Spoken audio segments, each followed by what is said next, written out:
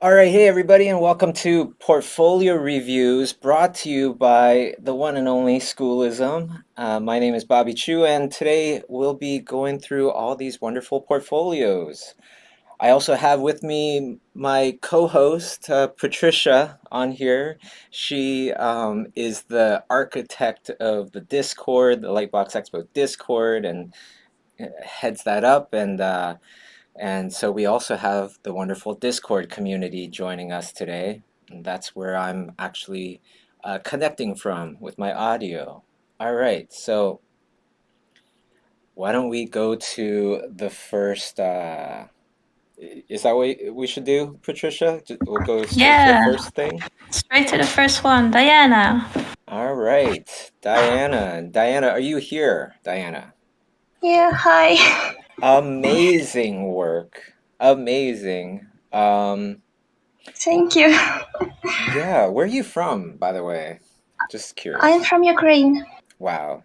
Wow. Well, it's a pleasure to have you here, and it's an honor. Your stuff is fantastic. Um, Thank you.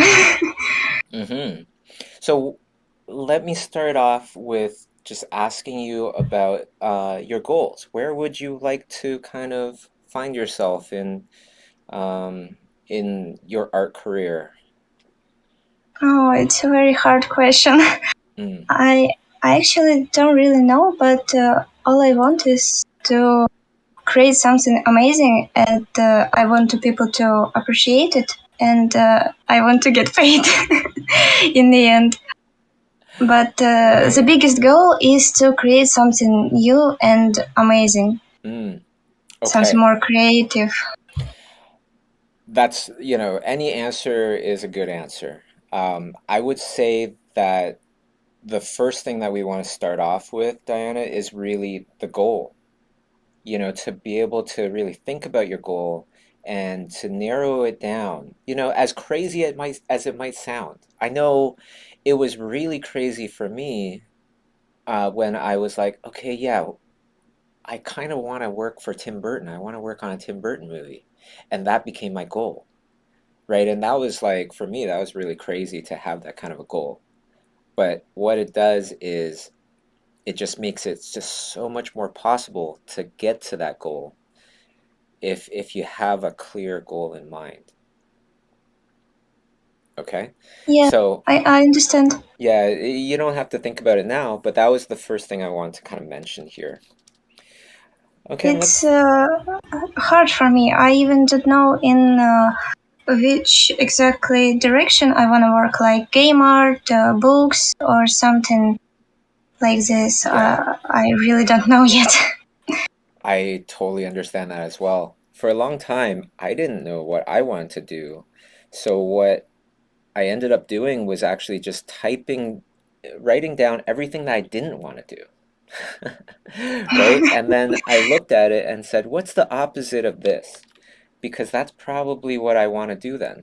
Right? And I started writing down, like, I wrote down things like, my stuff is going to be different from your stuff, but I wrote down things like, I didn't want to drive to work. I hated driving so far because I was driving like an hour a day there and then an hour back.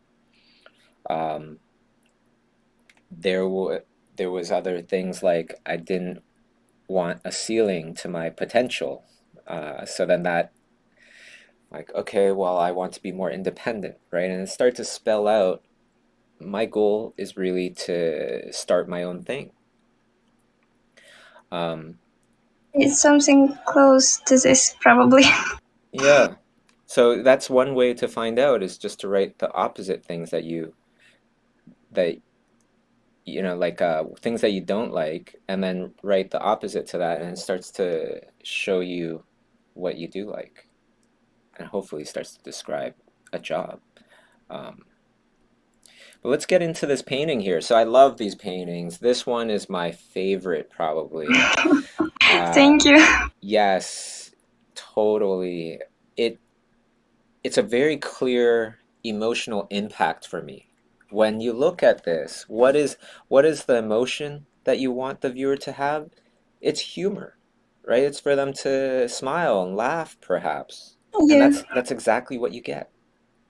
So, and that's something that I may just talk about, with the other stuff as well, with the other people's portfolios, because in the very end, that's what we want. We want people to feel something from our art, right? And especially with entertainment art, like video games, movies, graphic novels, things like that, you want to be able to control that narrative and control how do people feel from this piece of art. So that's what I always start off with. And that's something that it's so funny. I hope it becomes more of a mainstream thought later on. But that's something that I hope everybody will sooner or later kind of adopt, um, and start from there, right? And just starting from the emotion. So as I'm painting this, what I'm doing is I'm thinking about how to make it, I guess, less anatomically simplified. Okay, and just how, because Mhm. I'm looking at everything here, and it feels like I would love to add in more anatomy, more small kind of descriptions. I also feel like the light is getting kind of blown out a little bit too quickly. So the light areas are getting too light too quickly. And so Mhm. what I did was I first went over top with just a neutral tone, or a neutral tone in this context, right? So what's the most common tone here? Let's grab that, not too dark, not too light, and we'll use that to begin with. Um, and then after that, I started to just look at it and try to create a bit more anatomy. Like, it's not going to be totally fluffy, or maybe it is, I don't know. But this is my own little take on it, right? To just add in these slight little bits and pieces. I want to stay to your idea here, but as I start to add, a bit more anatomy here and there, it'll create this different level of believability, I think. I guess it's way much better. It's just one of my old works, Oh, and oh, I okay. don't see here my latest. I don't know why, but it doesn't matter. Oh, maybe there were a bunch of pieces, and then so out of those bunch, we would select like a few to go over. So if you put in this with others, is that how it works, Patricia? I don't know. Sorry, I was helping on the background. But what was the question, or Oh, can you just go? how are these images selected among, like, if the person had a bunch of images to show? Oh, like the bird. For me, it's just what jumps out. Like, Mm. so yeah. Okay, I so don't know if no, that's that's fully the great. question. I guess in the future for everybody, if something is too old for you, just don't submit it. Okay, only submit stuff that you feel that you would like to perhaps get a review if your stuff is selected. Oh, that's a good point. Yeah.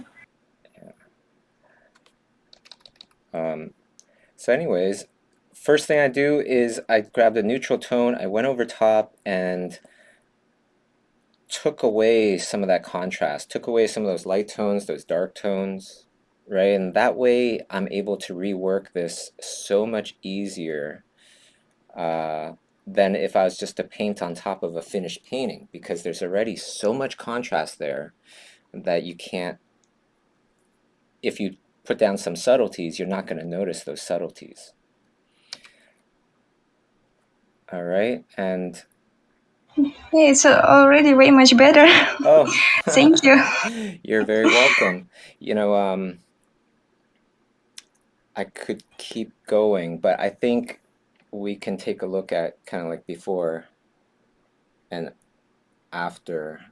And it's really, I feel like a lot of your tones, they just got too bright too quickly, right? And if you Yeah. reduce it all and then you grab the light tones again and you start to kind of bring them back in a more controlled manner, then things will come out so much better.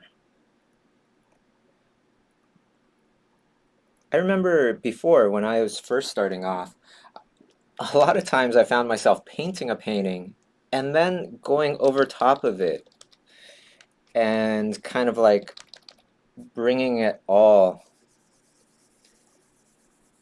back a bit and then painting it again and bring it back out, right? And doing that over and over again, because every time it just get better and better. I tried it. Thank you. You're welcome. Oh, this pigeon is so funny. All right, great. So we have a bunch to go through today. So I figure I'll just go to the next one. Okay. Yeah, sure. Thank you very much for choosing my portfolio and giving this feedback. I'm very grateful. Oh, well, yeah, the feedback was mine. The person that chose it was Patricia, I think. So thanks Thank to you. Yeah, Patricia. for sure. Thank you for being so brave and sending it in. And Thanks. then this next one, Sarah Connor. Is that right? Is Sarah Hi, here? yeah. Hi. Wow. From Terminator. I'm sure you get that all the Yeah. time. Yeah, I do go by Sam if that's easier. Oh, okay. Okay. And so I gotta ask, like, were your parents fans? No, my mom actually picked the name before she met my dad, which is just another funny coincidence. Hmm. Okay, wonderful. Well, beautiful work here. Do you have like a goal, an artistic kind of goal there? Yeah, I actually mainly do character and costume design in my portfolio in terms of like costume for animation and character design for animation. Okay. The piece on the right was actually like a biz dev piece for a class assignment that was a like a larger character design assignment. So this was kind of based off of that. Got it. Okay. And the one on the right was a personal piece. Understood. Okay, so I think the thing that comes out to me right away is the difference between the character and the effects. The effects are they're more graphic. They're more simplified than the character. And so that would be a question. You know, if I was looking at this portfolio, I would be thinking, maybe this person isn't as comfortable with effects. So Yeah, definitely. yeah, you could do whatever you like with that. You know, you could rework the fire a bit because the fire can get Yeah. kind of smoke-like, the shapes sometimes. You can, bring a bit more information into those flames and everything to have it as kind of sophisticated as this character. And then the character. So the character, I think let me actually just go over top of this real quick. Sure thing. This was also a very early digital painting. I don't tend to do a lot of them, so okay. definitely open to any tips that you might have. Oh, okay. That sounds good too.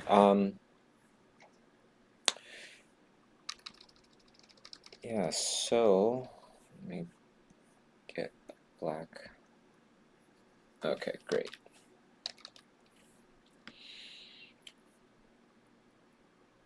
So it's interesting because you have this character with one foot out here. I think it looks like she's stepping into a fire, but at the same time, it's fire, so she's protecting herself. Is that the idea, or is she kind of falling back away from the fire? I think part of that is just the overlap of the effects on the, like, in the story thumbnail. It's supposed to be more of like a separation. But I guess that goes back to what you're talking about specificity with the effects. Oh, she's coming out of the fire. It's like a burst of fire that's kind of around. So it's kind of, there's some behind her as well. But A she's little the bit. cause, or whatever it is. She's the source of this energy. Kind of an unexpected, like, flash of fire, but it is, like, around her, yeah. Oh, okay. And then her whole pose is talking about what here? I guess it's kind of the storyline that this whole project was following was kind of the myth of the Firebird, and kind of a twist on that, or of a character like being granted flame powers that they don't necessarily Oh yeah, know how to control. sorry to Yeah. cut you off here, You're but good. what is the pose trying to do? Is Oh, she trying to the be pose. brave? Is she trying to, what's... Yeah, so it's kind of like shielding herself from, like, I guess, the heat or the brightness of the fire, but kind of like stand her ground. Okay. Okay. That's an interesting one. The idea itself might be the thing to kind of change, because it's interesting. There's parts that kind of are the opposite of each other, right? You have this person that's conjuring the fire, or whatever is the source of the fire. That's why the fire is around, but is also like protecting themselves from the stuff that they're creating. You know what I mean? Mm-hmm. So I guess if I was going to do this, what I would think about is having let me make this a bit more clear because I can't really see this. I would have the fire be more obvious that it's kind of coming from this person. So, like if the person is here, then maybe the fire, is kind of like surrounding her in more of a circular, obvious kind of circular kind of fashion, right? And could start to create almost like a ball. Then the focal point would be her, and it would just be more obvious that she's involved, like with why this fire is here. That could be really cool. And you could have some blurry flames in the front, you know what I mean? And it creates this depth of field. Now this person is protecting themselves from the fire, so it's kind of like they're kind of bending backwards a little bit, and then have their arm over their face, but maybe it's enough where you can still see the eyes, right? And then was she holding something as well? Yeah, I believe she has a staff in that, yeah. Okay, so staff. Boom. Like a broken, big, powerful, staff, yeah. Okay, big, almost used to be powerful staff. And then she's just got this like really strong pose. And then the dress and everything. Yeah, and by the way, everybody watching, this is the kind of feedback that I give in my schoolism classes. We actually hop on to Zoom or some sort of video thing. Sometimes it's Google Hangouts or something. And then we talk and we do. And we'd also have the person, like for my class, we would invite you onto Magma and then actually draw with you. So you'd be drawing as well.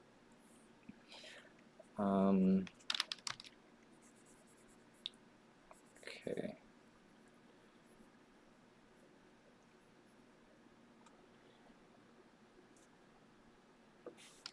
Yeah, I wonder about that pose. I feel like the pose could change. But this is how I would tackle, you know, the story and how I would figure out the the posing and everything. And so now, right, it's just, I feel like a lot more clear. The other thing I did was, because she's conjuring up this amazing amount of energy and fire and stuff, I dropped the camera low, so now we're looking up towards her, right, giving her the power, as opposed to looking down on her, taking away some of that power. But it's all, you know, it all depends on the story that you want to tell. Right? I think that's where we want to kind of take a bit more time and really think about. Sound good? All right, perfect. Well, thank you, Sarah. Thank you so much for sorry, you said Sam, right? Yeah, you're good. Okay, thank you, Sam. Thank you. All right, great. Why don't we go on to the next one here? This one is with Renee. By the way, everybody, when I was looking at Sam's stuff, I want to try to also give recommendations for anybody that has Schoolism subscriptions. So if when you subscribe, you get access to all the courses, but there's a lot of courses. There's over 50 courses. The one that comes to mind is gesture drawing with Alex Wu. He taught gesture drawing at Pixar to the artists at Pixar. You know, that's just a tiny handful of people that can ever say they ever did that. And then the other one is Wouter Tulp. He has courses about expressive characters on Schoolism.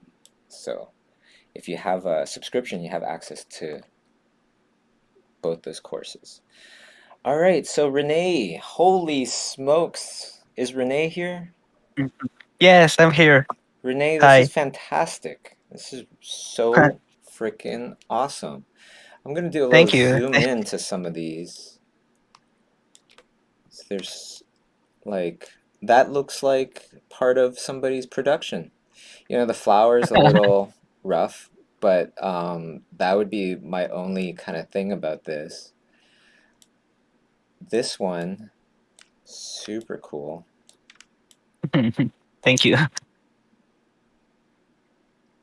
That's funny, and it has a little wand there. The one thing I wonder about this is, like,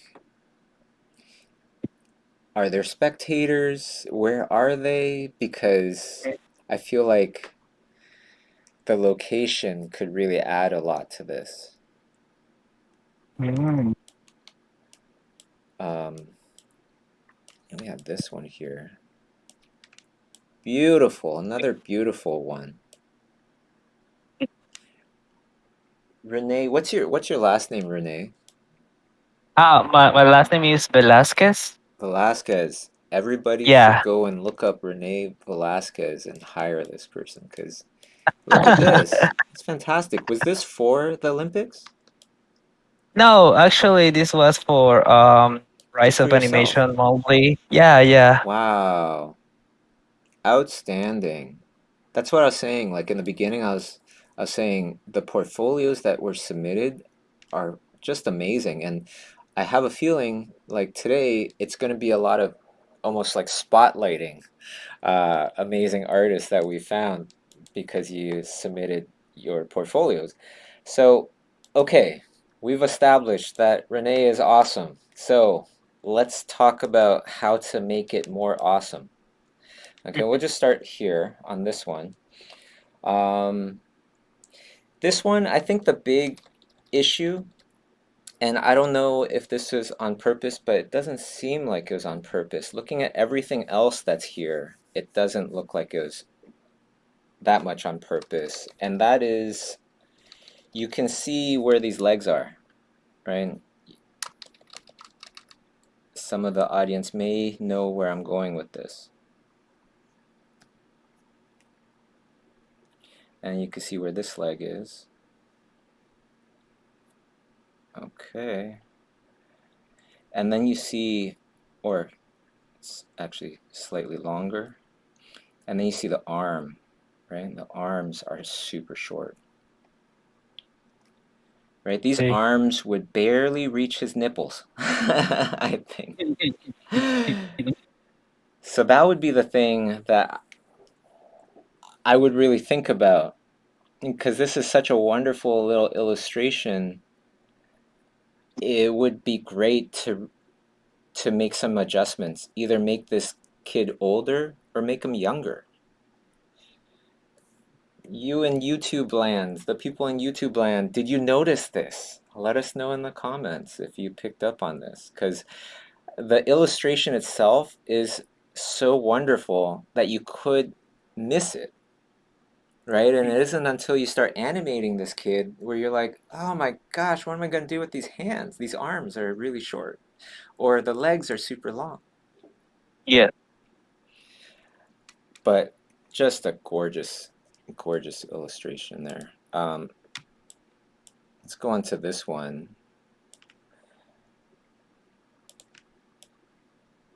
So like I was saying, love it. It's so awesome. I love the gestures. I love the composition of all these different people and everything. I love her expression. You know, it's so wonderful. I don't really have much to say about this, but I did want to highlight it. You know, something that, you know, if I had to be kind of like, if I had to pick something, the only thing that I would really do with this one is, you see how this part is dark down here, Yeah. and then the weightlifter, the belt is dark as well. And so it gets a little bit more confusing or whatever. I would have just did something like maybe a gray belt or something like that, something where it helps to unify this little character down here.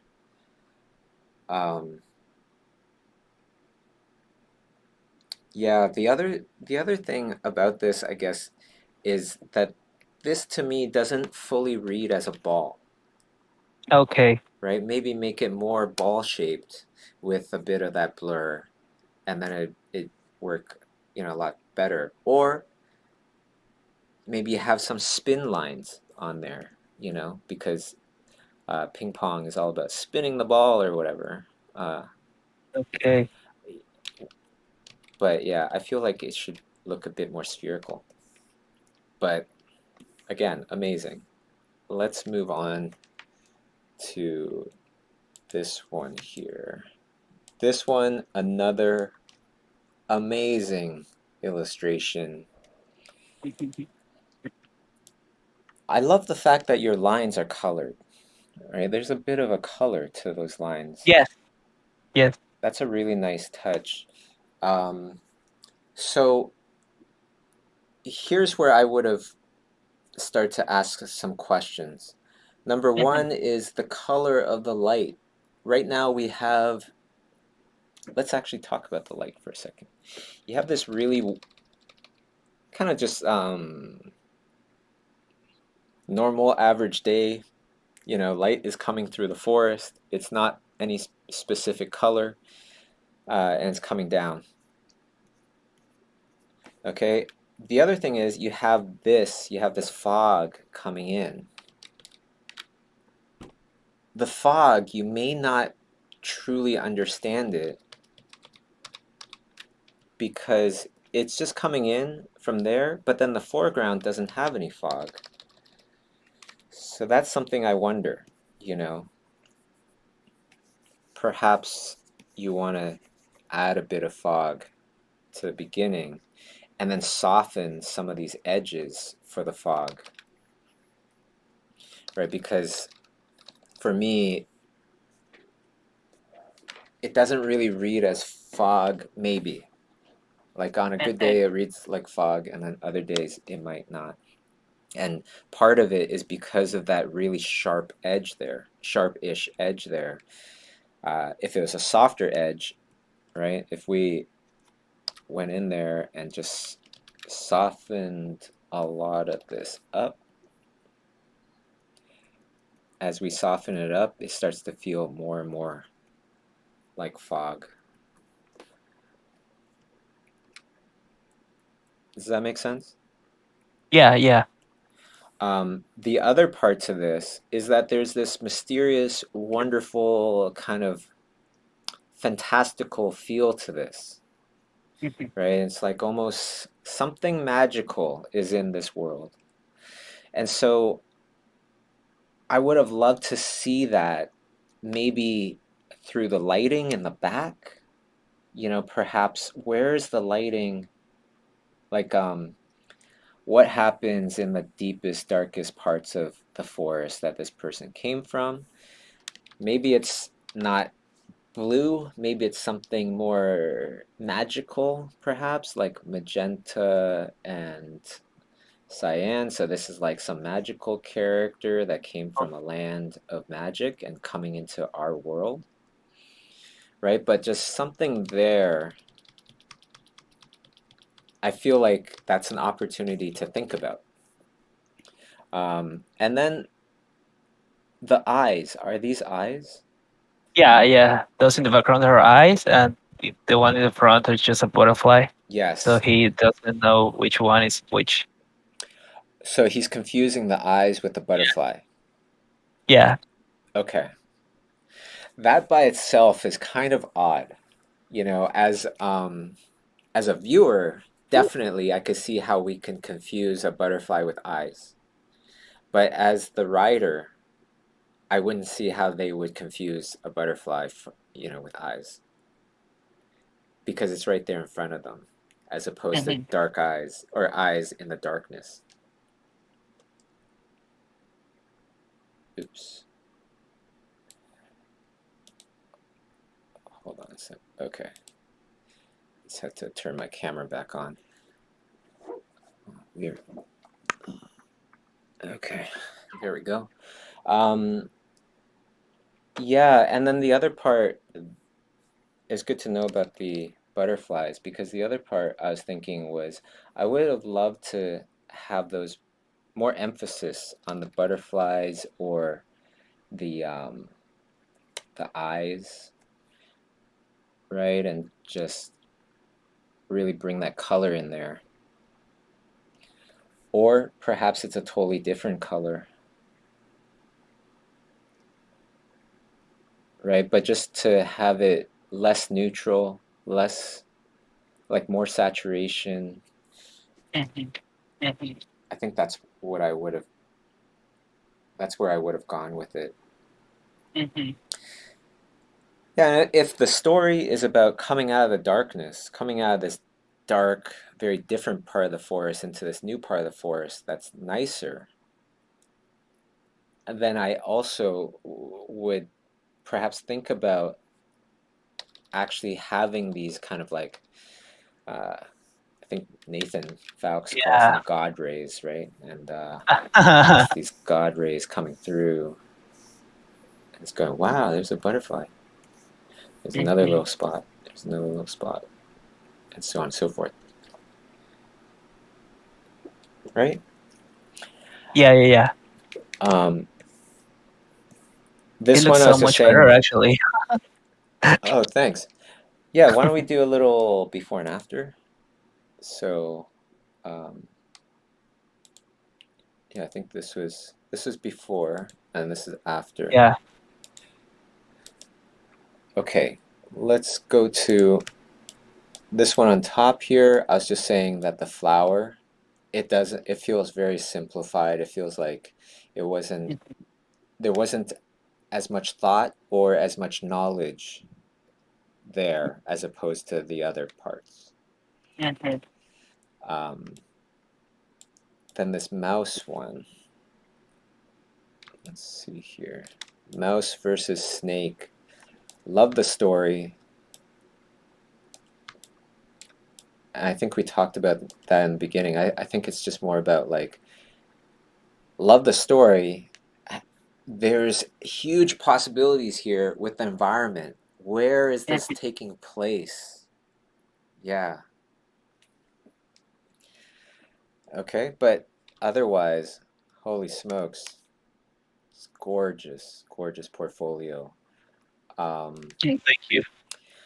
Yeah, and you know, if anybody finds similarities to this and are interested in kind of like courses to learn more, Airi Pan, what's it called? It's called Foolproof Concept Art. Holy smokes, she is good. She's an amazing artist, but also an amazing teacher.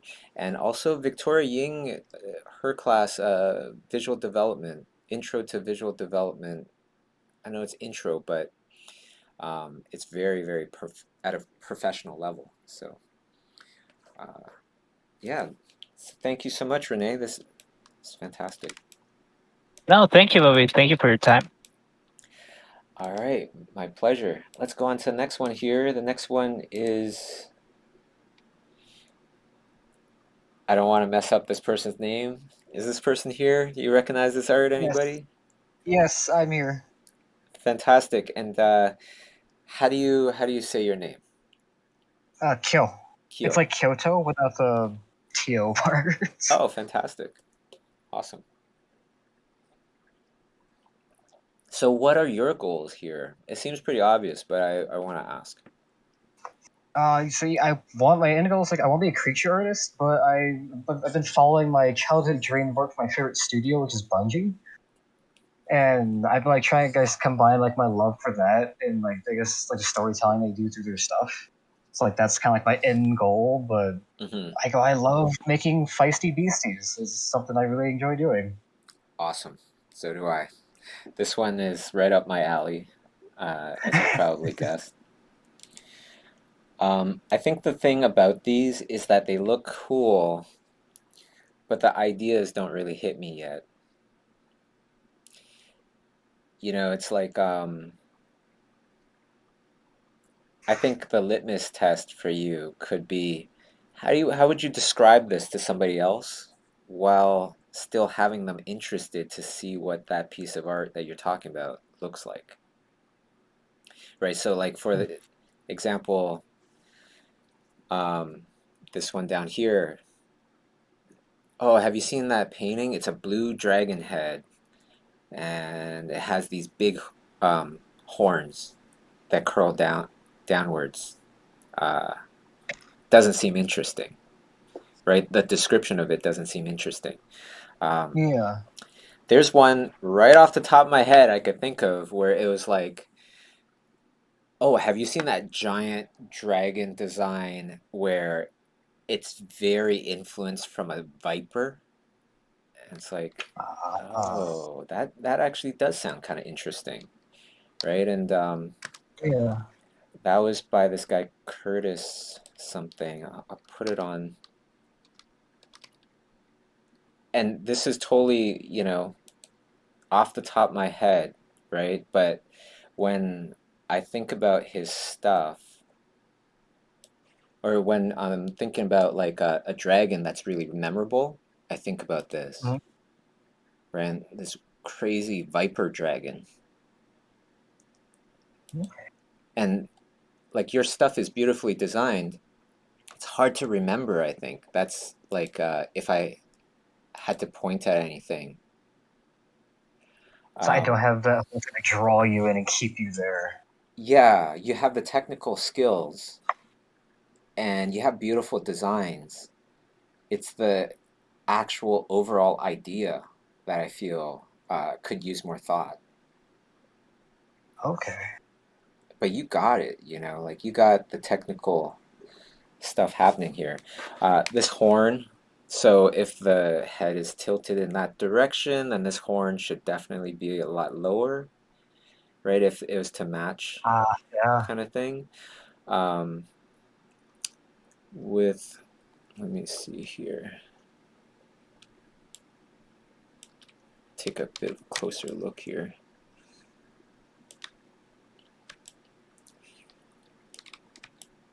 In the very first portfolio that I looked at, I was talking about the emotional impact of the thing, right? And so this one, it's like, what's the emotional impact here?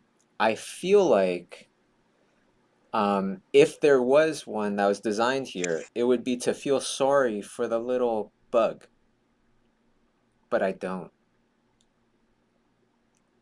Because why? Maybe it's the design of the bug. It doesn't, like, I just don't have any emotional attachment to it. And so if we start off with the emotional impact in mind, then it's so much easier to gauge the idea, right? And like, okay, does it hit that emotional impact? If it doesn't, let me keep working on this idea. Okay. Right? If I feel sorry for the bug, then maybe the bug is I don't know, is like unaware of the creature. Right? Then maybe I would feel more sorry for the bug. Maybe the bug is just building a little insect hut or something like that, and isn't even paying attention and is about to get totally eaten by this thing, right? Then we start to amp up the emotion there.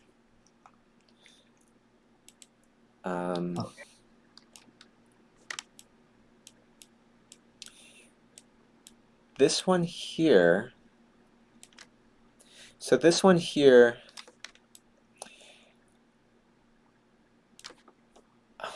I feel like what I'm going to say is just it's been done too much, you know, but it looks cool, you know, and that is subsurface scattering. You have this really great opportunity to show the light getting absorbed in the membrane of the wings, right, and lighting up.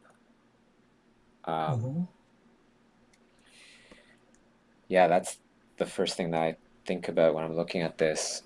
And so if we want to do that, we can. Let me just think. I'm going to grab a medium tone here.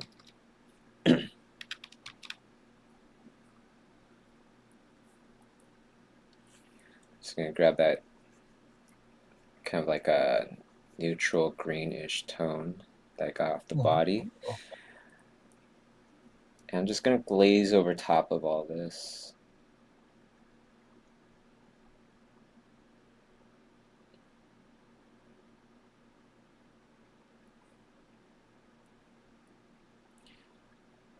And again, this is how I go about painting over top of something that I already considered finished, you know, or I painted on top of it quite a bit, and now it's hard to rework.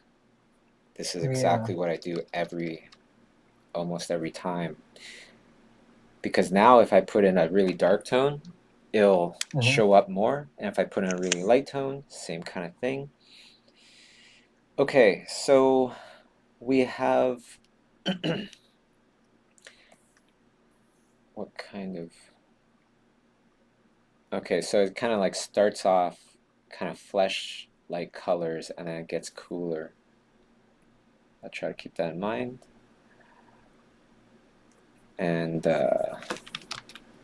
let's see here.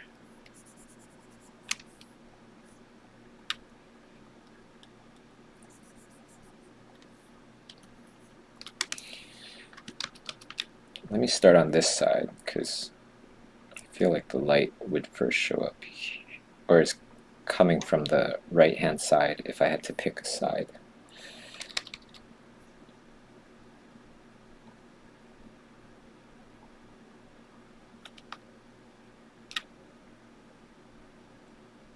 Just want to mention. Oh, sorry. You go. Oh, go ahead. No, you go first. I was gonna ask. I was just curious about like when you go about like like you start drawing. Like, do you have that story? Like, are you exploring it as you're drawing it? Is it something you already have like written out? And I guess like how. I have a story in mind in the very beginning, but I would constantly question it to see if it meets the objective. Right? There's lots of times where I feel like the story, oh, this is going to be great, this is going to be so funny, or this is going to be so epic, but then I start painting it, I'm like, it feels like it's meant to be epic or it's meant to be funny, but it's not hitting the mark. Right? And so then like how I was saying about this, the little bug getting eaten by the guy, if it was like we're supposed to feel sorry for the little bug, I just don't feel it as much as I want to yet, And then from there, I would keep thinking about the story, keep changing it up, trying different things until I get that emotional response that I wanted.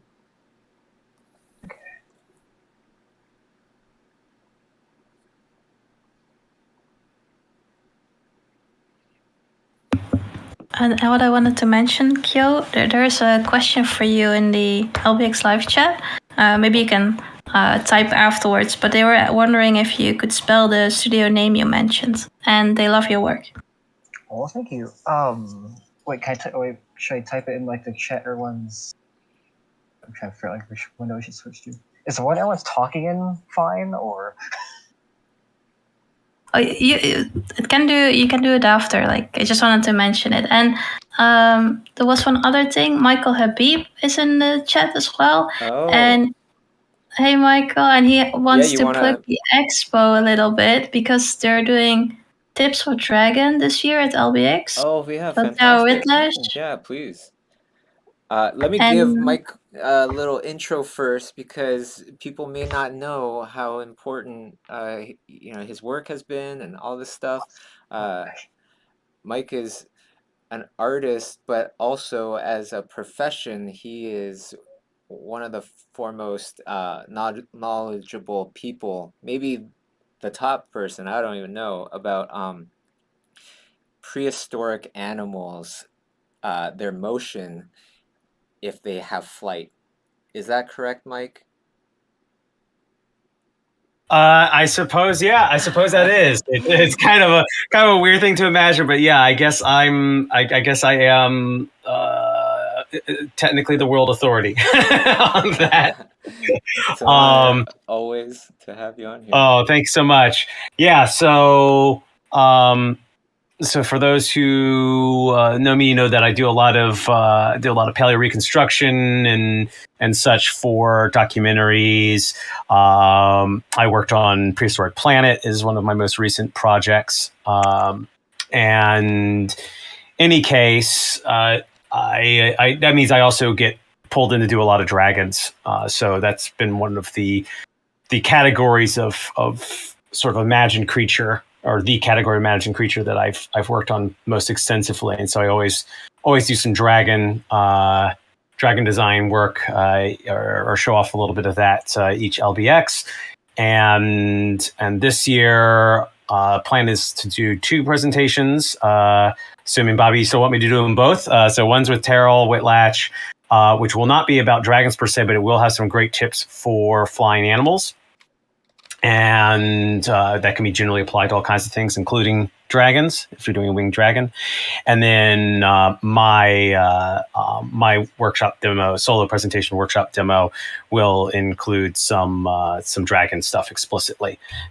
So we'll actually going to play around with a little bit of something that I've been asked to do quite a few times, but I think a lot of artists entering the industry don't realize, aren't used to designing for, which is a swimming dragon. So one of the things that a lot of sequences, a lot of projects involve, even if it's only for a moment, is characters or creatures falling into the water, having a swimming sequence, even things that aren't necessarily aquatic.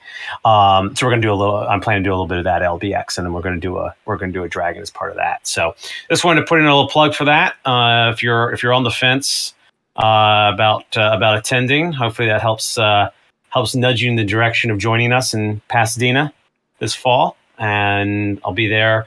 I'm local. I'm one of the Los Angeles locals. So if folks want any tips or anything on visiting Los Angeles in general while you're around, I'm also happy to help field those. Thanks so much, Mike. It's going to be awesome. It's going to be great hanging out again. And yeah, can't wait. And in person this time. Yeah, in person. Haven't been in person since the first one in 2019? Yeah. That's going to be wild. I guess I'll have to bring another Halloween story for you, right? Because it won't be too far too long before that. Although I don't know if I can top the bucket. Bucket of heads, yes. Bucket of heads, the legendary bucket of heads story. Yes, indeed. But anyway, always great to be around. Thanks for giving me a moment on Mike there. I hope that's what you needed from me. But if there's anything else that you wanted me to mention or cover, happy to do it. But I'm around and enjoying this very much. Fantastic. Well, back to Kyo's stuff here. So this is what I meant, right? A little before and after. Right? Like it's the lighting. It just looks more dramatic. Yeah, and I also like adding in, like with the lighting scenario, we can actually say, more of the light from our angle that we see goes onto this this pincer kind of tail thing, because that to me is the most interesting part. That to me is where it goes like, oh yeah, I haven't seen that before. I don't think it's almost like an earwig kind of insect, pincer thing in the end. Yeah. I have one question for Chiu. Is it meant to be a very tiny dragon, the one Bobby painted over? No. Or a big one? Big. So I think in terms of scale would be cool. Yeah. I thought so too. To have maybe like a sheep or something in those claws, like then it's more, maybe Bobby has a better suggestion. Or I just realized that like because that's one thing I'm trying to work on is that like I'll think of like the creature first and I won't think of like something to show scale. I'm trying to work on that. I see. I think because of the tail, it looks a bit insect-like, maybe. So I was thinking of small, but that's cool. I can totally see you thought that because I didn't see that. So no, thank you for mentioning that. Yeah, if I could, I would also suggest that one thing that makes it look a little bit smaller is that it's fairly thinly built in a lot of places, and for a flying animal to be big, it's got to be a little more jacked. So you might want to make it more robust in a few places. That makes it look small. I mean, obviously, the exact scaling of that and everything is something that I'm familiar with because I work on these things from a very technical standpoint as well as an artistic standpoint. But in terms of just playing to a viewer from an art standpoint, we're used to seeing spindly animals that are small and more robust animals that are big. Right? Like you look at how an insect is built versus how a tiger is built. Yeah. Right? The tiger's jacked. The insect, it looks fairly delicate. It's actually pretty robust, right? It can take a beating because at the size it is, that's robust enough. And so when you see something that looks very thinly built, your eye naturally expects it to be little. Now you can play with that a little bit. If you show somebody for scale and you make it really long and spindly, but it's clearly big because you have something for scale, that'll give you the impression it's like a low gravity world or something like that. You can play with that. But assuming that isn't the case, the big thing's got to be a little more jacked. Gotcha. It's a wonderful job, though. Well, we're going to keep the show moving along and try to get to as many of these as possible. So thank you so much for your beautiful work. That's Chiu, everybody. The next person here made me laugh out loud. This one, that nun thing, It's like, what is that? I don't get it, but love it. Where is Tyler? Is Tyler here? Tyler. Oh no. Yeah, Tyler is here. Okay. Tyler? Oh, maybe he's not having a mic or something. Okay, no problem, no problem. Yeah, I loved it. It was really funny, like this nun one, right? I think from like a technical standpoint, I think the thing that I would like to lean into are the eyes, right? Those eyes are like these dead kind of lights, like they feel like they want to light up. And then the other part to this is there's the moon in the back, so we know where the light source is coming from. And yeah, so if I was to do this, what I would do is it's a moon in the back. So why don't we dim some of this stuff? We could bring in some stars if we want. We could bring in some silhouettes at the bottom if we want, like a church kind of thing or whatever it might be, towards the bottom here. I'll just put some houses.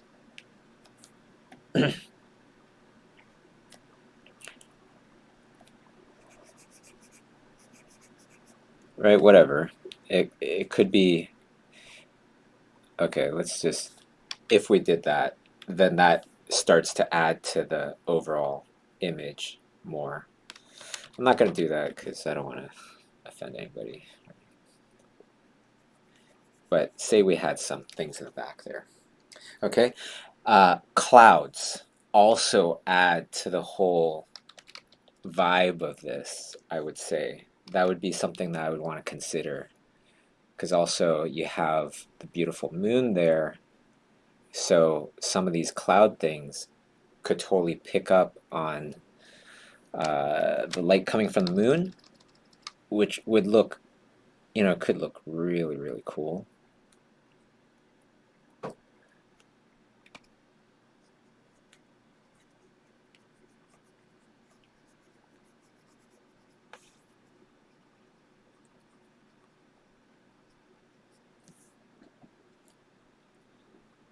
Maybe not, that's optional, just throwing it out there. But the light is there, right? This light is there and it's super bright.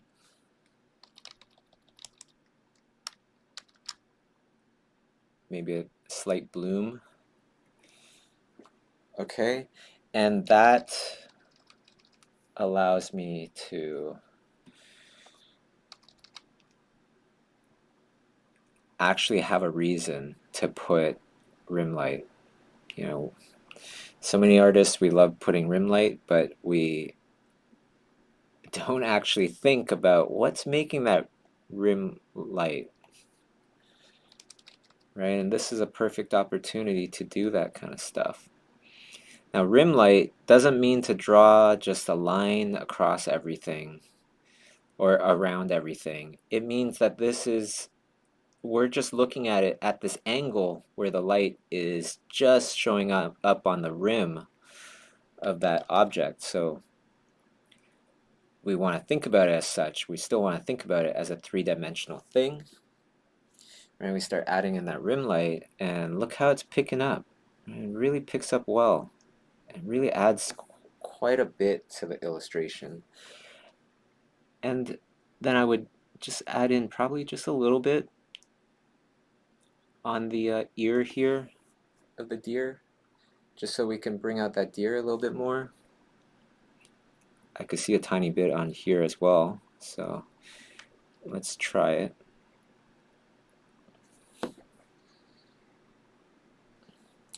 Actually, I don't like that.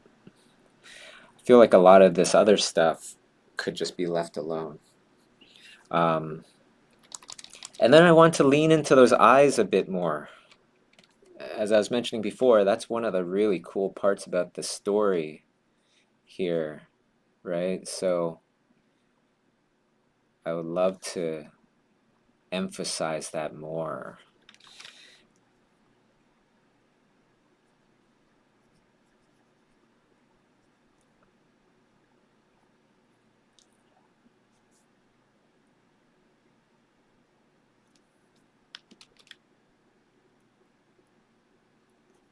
Okay.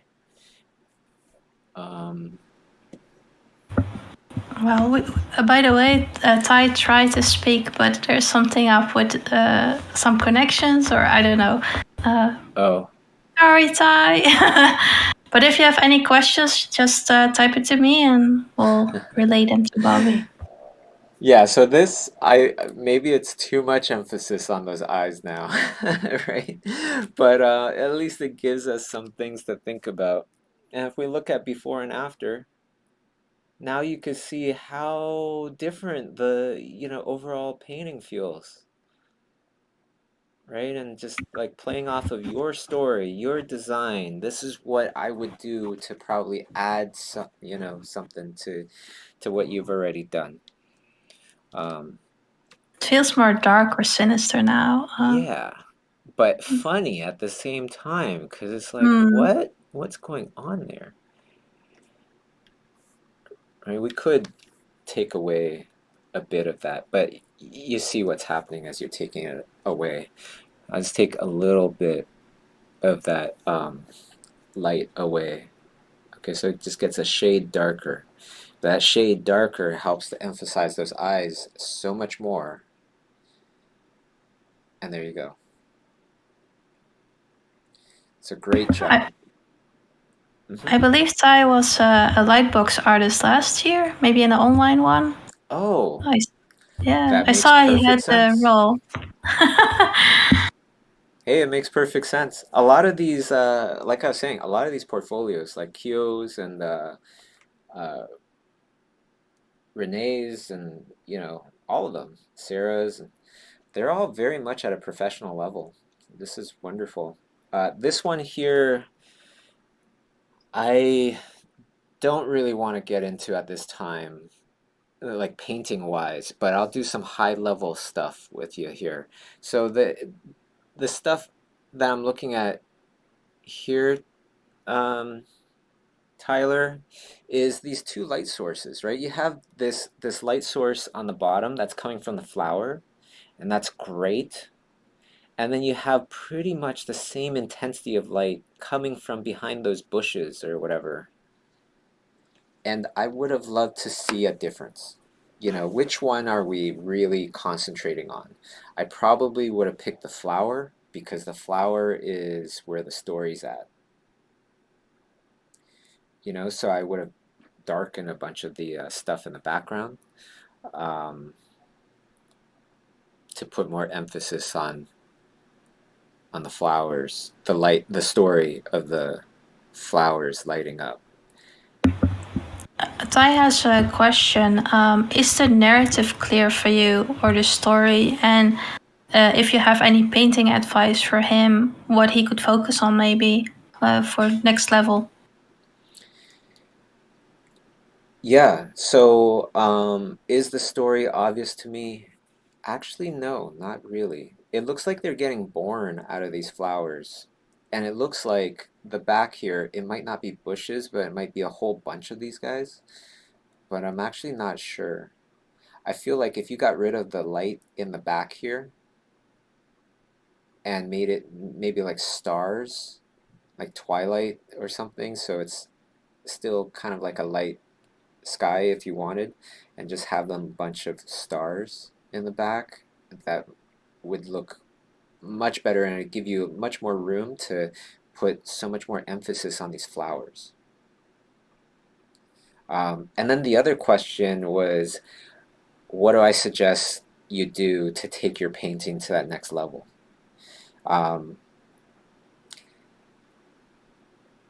There's a very clear difference to me between the one illustration and the other. The nun illustration looks like there was a reference.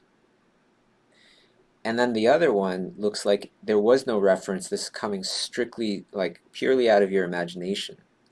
And there's a very clear difference between the two levels of painting.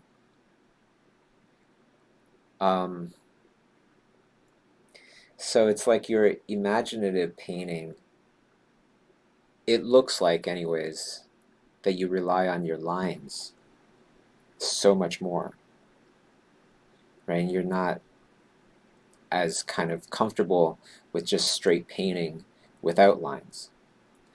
So in that case, that's what I would concentrate on, is like how to do full-on paintings as opposed to something more illustrative with these outlines to separate things. And there's actually a lot of really great courses on Schoolism for this. The Airi Pan one I mentioned before, but also any of the painting stuff, any of the painting courses. My own painting course, digital painting with me, I never use lines for any of those assignments there. As well as Dice Satsumi, Robert Kondo, Oscar nominees, worked on Ratatouille, worked on Monsters University, Toy Story 3, all the beautiful lighting and every scene there. It was all because of these two. So highly, highly recommend that course. That's one of our most popular courses. Tyler has one last question. Yeah. And thank you, by the way, for this, Bobby. I think this is awesome. The style considered better than the other painting. So is one style considered better than the other? So painting versus more focus on line work? I don't think so. It's just more a matter of what you want to do. And that's why I start off everything with like, what's your artistic goal here? If your goal was to work in like, I don't know, something more illustrative, like graphic novels or something, I'd be like, yeah, I would go with the one on the right. But if your thing was more about concepts for the live action industry, then I'd pick the one on the left, right? Because it's just more suited. Does that make sense? I think so. I hope it makes sense for you, Ty. Perfect. All right, let's go on to the next one here. Next one is this person here? I am here. And how do you say your name, just in case? Unche. Unche. Yeah. Freaking fantastic, Unche. Holy smokes. Another one where it's like, this looks totally professional. It looks like this is what you do for a living. So what do you do for a living? I'm a student. I am studying in Korea in visual communications design, but I want to go into character design for feature and TV animation once I graduate. Incredible. I love doing this. Oh my gosh. Because we're discovering all these incredible artists. Inche, maybe you can put your Instagram or something in a Discord chat or something, and then maybe Patricia, you could write it on the screen. Is that cool, Patricia? Yeah, for sure. Fantastic. Holy smokes.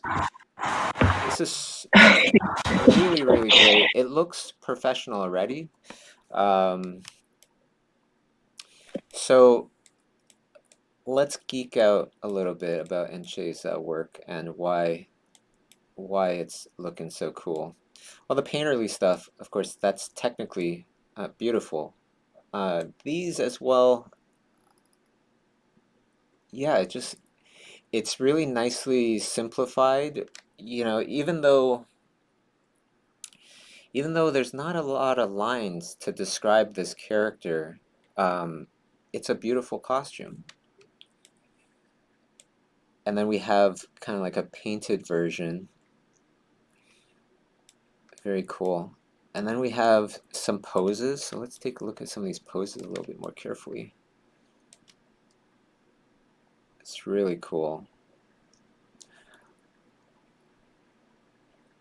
And then finally this one. This one's interesting. Let's start off with this one here. This one here, Enche, it looks like the people on the right are older than these designs on the left. Yeah, I also noticed that a little bit. I think my process for this, that specific project was a little bit more jumbled, and I think parts of it kind of show in the end result. Mm-hmm. I love the agree. It costume. was younger. Oh, thank you. Yeah, the costume's really great. I would love to see a bit more material indication with your work, you know, Mhm.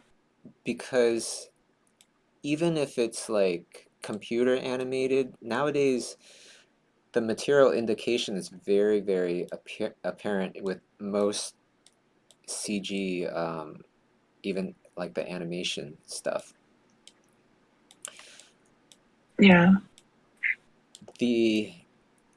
This one here is interesting when I see the knee, and that's where the leg bends, right?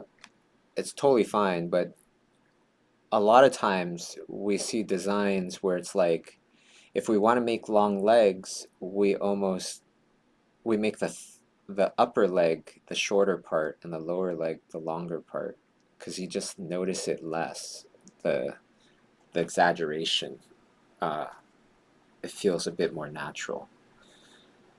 Like for her to scratch her knee, she would really need to stretch forward to get that knee, I think. But Right.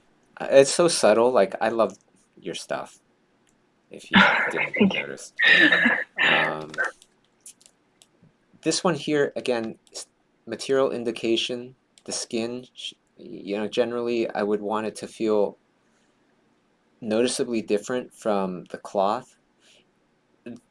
This chromy kind of part, this metallic kind of cloth material, whatever, that part looks different. So that's great. And same with this. This looks different too. But I would have loved to lean into this a bit more. Like say I see a part where it overlaps. Oops, what's going on here? Oh, I'm using an eraser. Yeah, if it overlapped a part of her, then that would give this really great opportunity to show that material indication. And then for the face, if it's this close up, I would probably expect to see like material indication for the face. And what is the texture of that skin or whatever? And how does it differ from, say, the lips? Right? Because, as you know, every body part has its own differences from each other, and lips or whatever.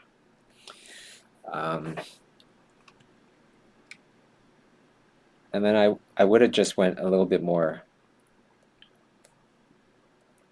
on the face, since there's nothing really else on the face or in this pose. Right? She doesn't have elaborate jewelry or anything, or yeah. Right. Yeah. So just that extra level of polish. Mm-hmm. Yeah, that makes sense. And then the texture of the skin, I would have kind of do more shorter brush strokes. I just would have added in a bit more yeah. like of a skin kind of texture there as I'm painting, so that it feels different than the rest of it. Oh, I see. Yeah. Yeah, Jason Seiler's course, he paints like the cover of like Time magazine and stuff. That course was really, really great to understand how to paint skin.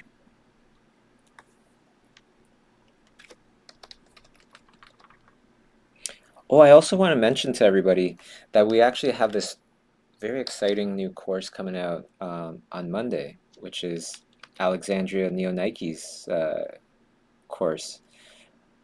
Alexandria Neonike she worked on Last of Us 2 and Uncharted 4, and a bunch of stuff. So it's all about characters in video games.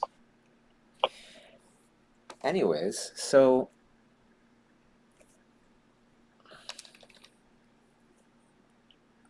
here we go, and then we'll probably just want to add in a bit more saturation, perhaps, on the cheek here. It's little simple things. If it's on this scale, then this is wonderful. But if it is this close, then I would just dig in and detail some of this stuff out. Okay, I don't think I really need to keep going. It's probably pretty straightforward, yeah? Yeah, but that was super helpful. Thank you. You're welcome. I want to keep going, by the way. I'm going to stop myself. Yeah. No, thank you for your time. You could It was start so to helpful. see kind of like how subtleties are starting to appear. Yeah, yeah. Okay, great stuff. And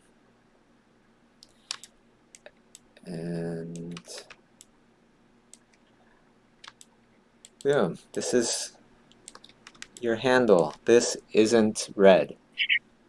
Yeah, that's right. All right, great. I think you might be the first person who read it right on the first try. Oh, nice. Yeah, a lot of people get it wrong. Yeah, thank you so much. You're very welcome. It's nice to meet you. All right, let's go on to the next person here. Daniel. Is Daniel here? Yep. Hi there. Daniel, this was hilarious. This sexy demon, romantic night with sexy demon. Mm-hmm. And so what's your kind of like artistic goal here? I would like to work in the early stages of pre-production. Uh-huh. I like the problem solving and like coming up with ideas visually. That's my career goal. Fantastic. Awesome. Well, lighting is a big thing with, like for me anyways, with like early previs, creating moments is what I call it, right?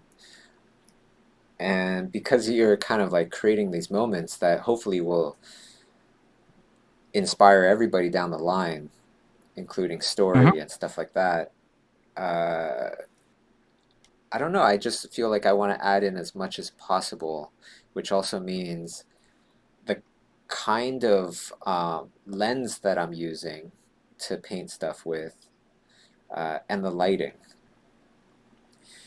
Now, these ones, let me just take a bit of a closer look here. Again, this is like one of those portfolios where it's like, this is already great. This person is ready to work, you know? Oh, there we go. We got the website right there in the bottom. Very cool. Magical, it's like this magical royal kind of feeling person. And then the other character, wife, daughter, I don't know. But great. And then what do we have here? We have, is this the same guy? Yeah, like a whole exploration for a personal project. Because initially it was a guy, but I realized for the story it was better to be a girl. So those are like the very early explorations. Okay. Cool. And then we have this devil, which is really cool too. All right, so why don't we start off with this devil image here. I think for me, with this image, I am just thinking about what's the first thing I'm looking at, what's the second thing I'm looking at, what's the third thing, if there's a third thing, and what do I want to look at first, second, third, and how much? Okay, so what do I want to look at first? Currently, it's like, look at the eyes first. Look at his face first. After that, I start going all around, and then that's generally it. I don't really pinpoint any of these other parts because the contrast, comparatively, there's far less contrast in these parts than there is with our focal point here. I feel like you could have more contrast though. Like all this stuff on the bed, it's great. I would love for people to kind of notice that more. I'm not even sure what a lot of this stuff is. It looks like some coins, it looks like some fruit, and a chalice or something that fell over. Yeah. So what do you suggest to bring more attention to those pieces? Yes. So what we could do here is we could, let's see, the fire is coming from over there. It actually feels like this person is not on a bed. Or it's like a flat. Yeah, it's on the ground, right? Everything is kind of sprawled on the ground. Yep. Perfect. So that, let me make a new layer here. Okay, so what that allows me to do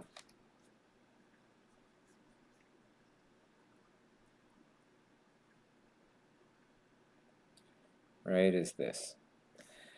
I can now expand a lot of this stuff. I can go, okay, yeah,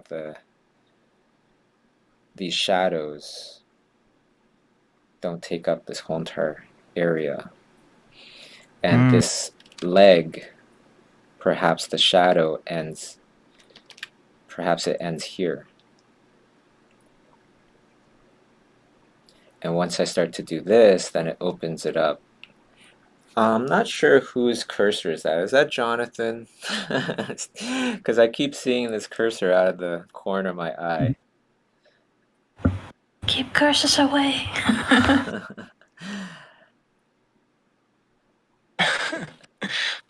It feels more dramatic. I like that. Right? And then, yeah. So there's this leg over here, and that's going to cause a shadow. So that shadow, maybe it goes like over here kind of thing. And once we start to bring in more light into this direction here,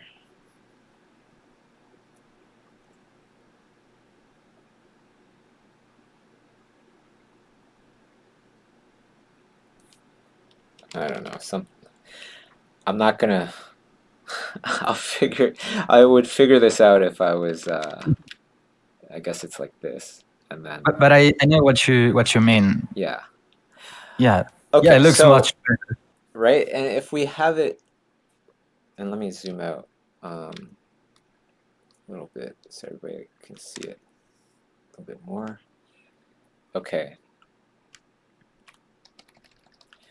This allows us to do fun stuff on here now, where it's like, yeah, maybe the light actually hits a little tiny bit of this.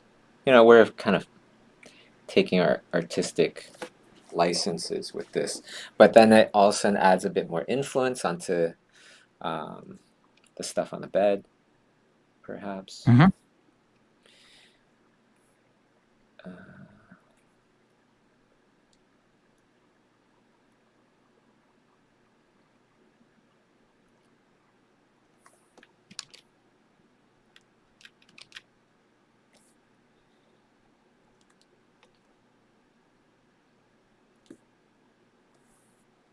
Just very simple. little tiny things, but it'll help.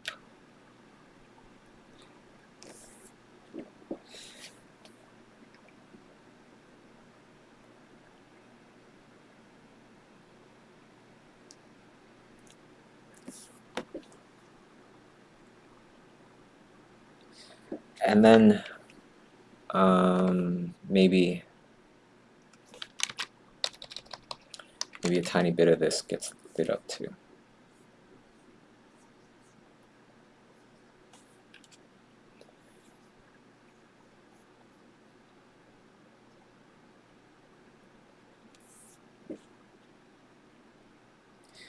Right, Yeah, and so it's much better. Yeah. I think the last thing I want to do here is just create a bit more contrast with this. Oops.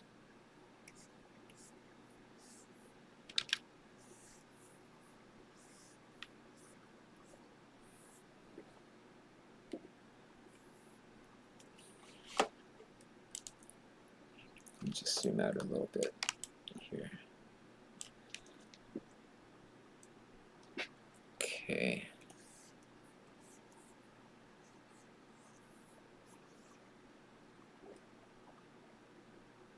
And it's framed a little bit more. Mhm. Yeah, and so if we go before,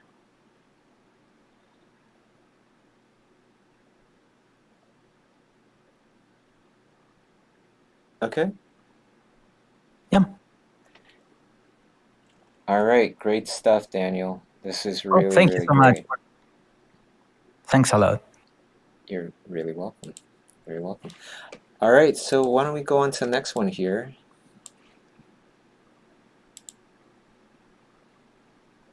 Is this person here? Hi, Bobby. How are you? Good, good. It's Colleen. Yeah. Perfect. Beautiful work here. Oh my goodness. So what's your kind of like artistic goal? I'm interested in like early visual development and like keyframe moments and color keys, Oh, very, very stuff similar. like that. Yeah. Yeah, very similar. Okay. Gorgeous. I love this one. This one is really great. This is overcast. A lot of times overcast can be very difficult to do for a lot of people because when you have strong direct light, it's just so simple. It's so much simpler to paint that because you can see the differences so much clearer.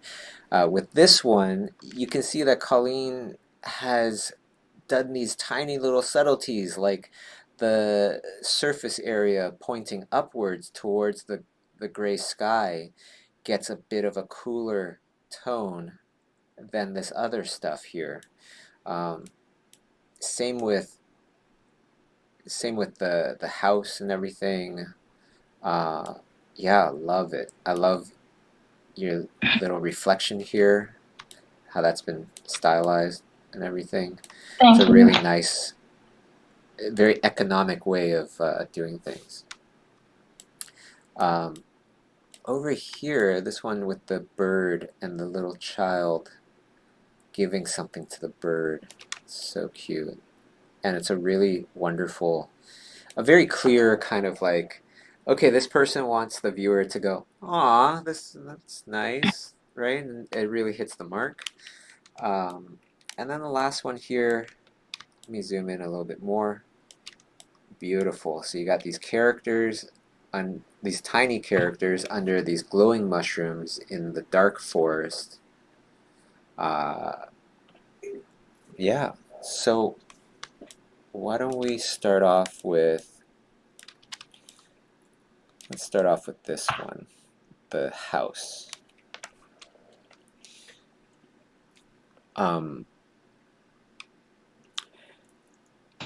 So the thing that I wonder about, like the house is great. I would have loved to just see a little tiny bit of detail there to help just talk about the house a bit more. So, Mm. you know, what the what are the size of the bricks or something like that. Something that could be very small. Like you don't have to put a lot of details. It could just be with like a okay, something like this, right? Where it's just like showing a little indication of like what the brick sizes are. And then a lot of times bricks, as you probably know, they're not all the same color. So you have some that are slightly discolored than others. Now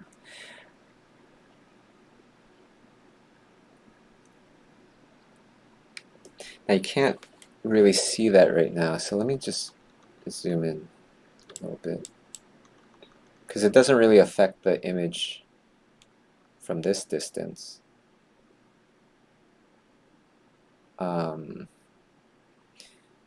But this is what I'm doing, and if I don't see that clearly enough, then I'm going to add in some lines.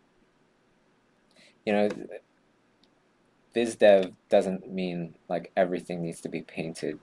A lot of lines can be used as well.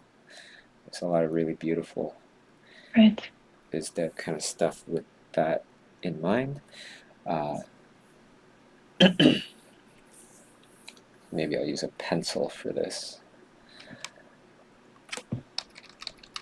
It's because a pencil is very clean and super clear.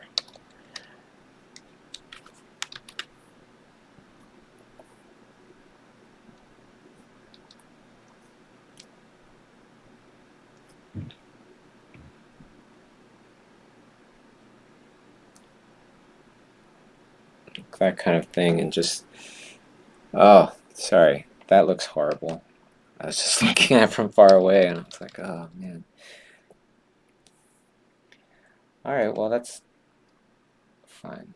Let's take away a bit of this as well.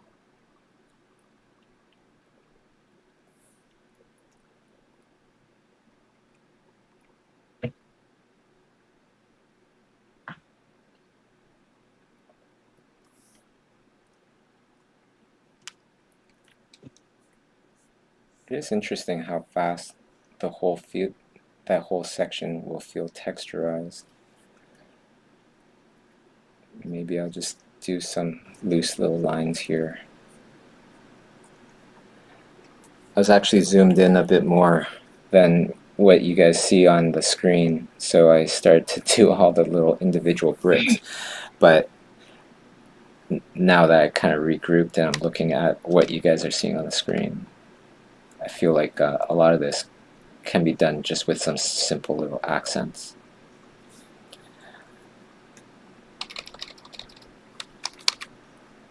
I guess just like a few bricks to suggest like the whole texture. Yeah, I feel like not even bricks. You could just draw some simple lines across and they'll start to read. All right.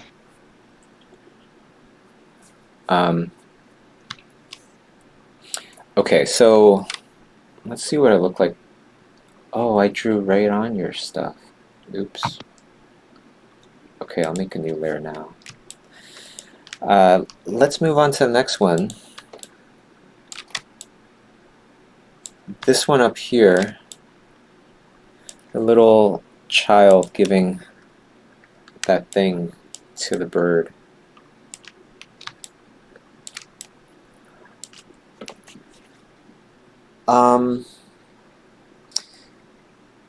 Yeah, I feel like there's a lot of really good things there, and it's just these tiny little subtleties that can really bring it out even more. So let me attempt to do that.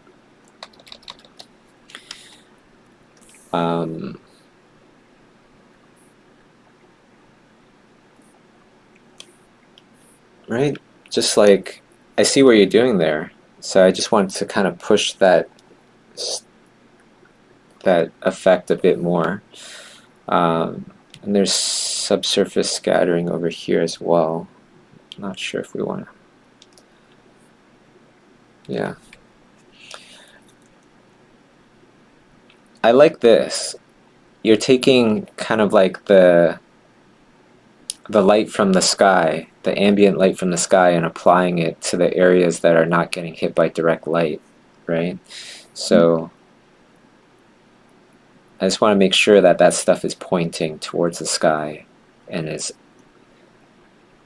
I guess, a bit more cohesive. All right, so okay, so that's looking all right to me.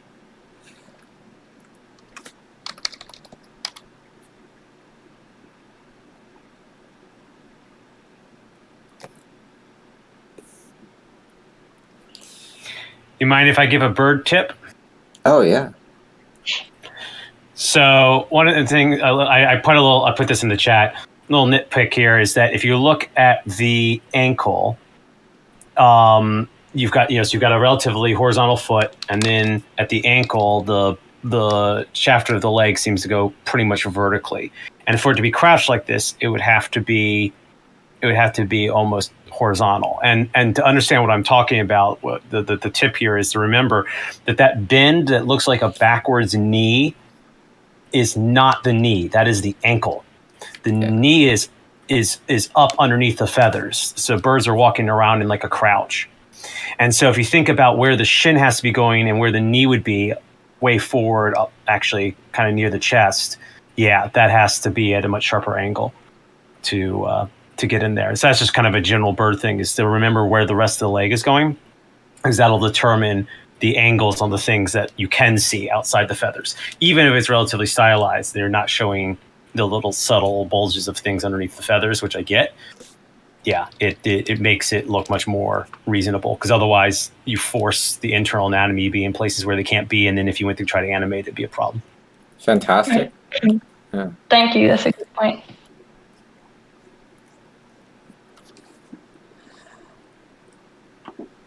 All right, so I'm just working on this mushroom a little bit.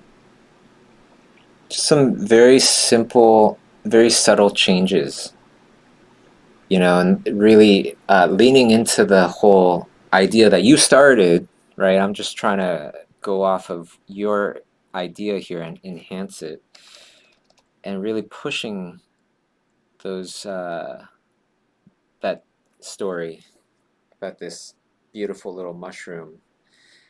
Does that make sense? Yeah, that's really cool. Thanks. You're welcome. I would do the same thing to this. Here we could start to see that some of that, let me zoom in here a little bit. But you can see that a lot of the cool light on this object here is falling on the side of the object now, and it is not really facing upwards as much anymore. That's something I would like to adjust, right? And just bring a lot of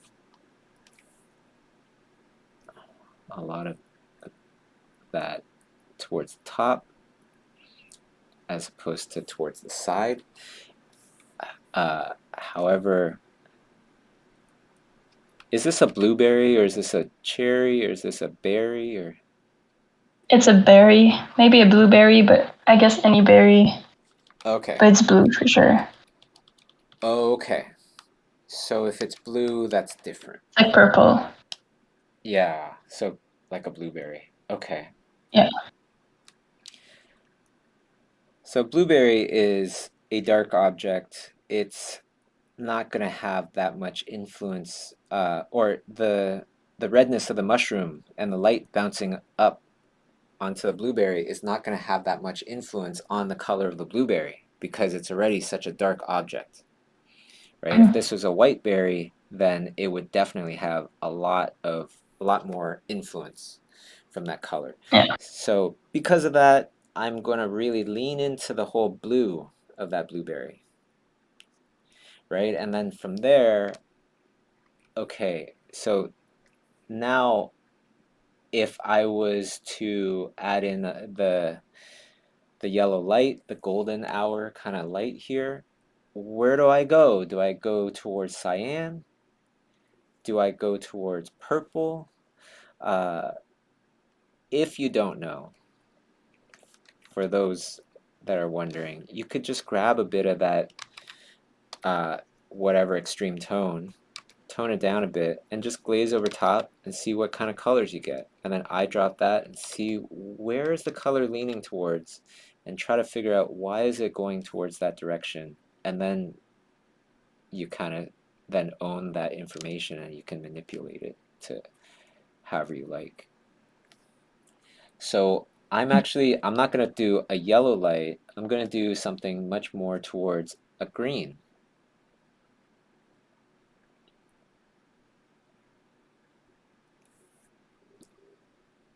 Right? And it feels like it has that that effect from the light.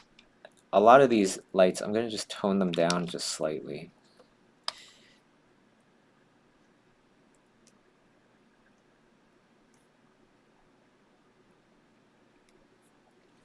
So it just feels a little less stylized. Let me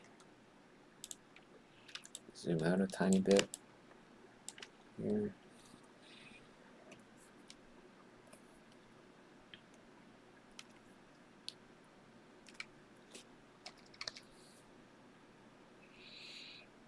I'll just add in a tiny bit of that really bright golden light there. Just a tiny bit more influence.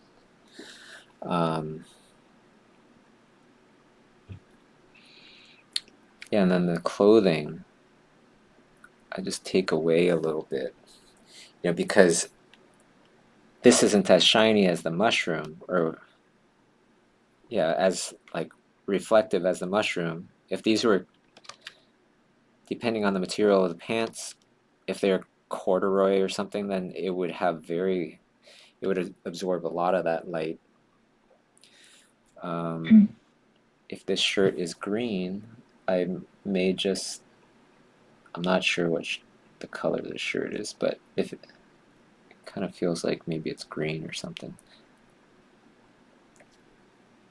Right? And then I could start to really make this, I guess, a bit more noticeable, a bit more special, the child.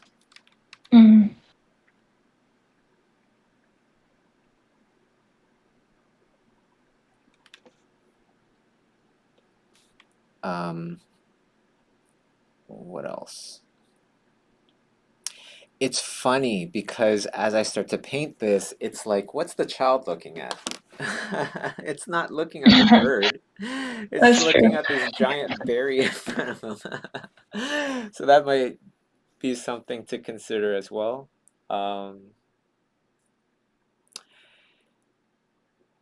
Yeah, I feel Well, like it's kind of blocking its view as well.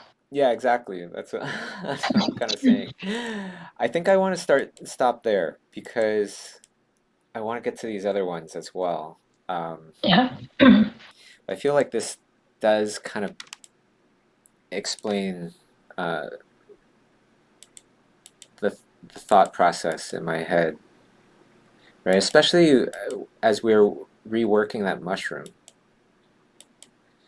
So in my version, it's quite a lot more translucent, and you just want to think about, well, how translucent do you want it, things like that. You may want to dial some of that away, and if you did, then I would probably take away some of that lighting underneath.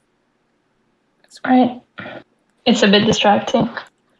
Lovely work. I'm sure we will see you in Art of Books in the future. Great job. Thank you. All right, fantastic. Why don't we go on to this one here? This is this person here? Patricia Gutierrez? Oh. Hello. Hi.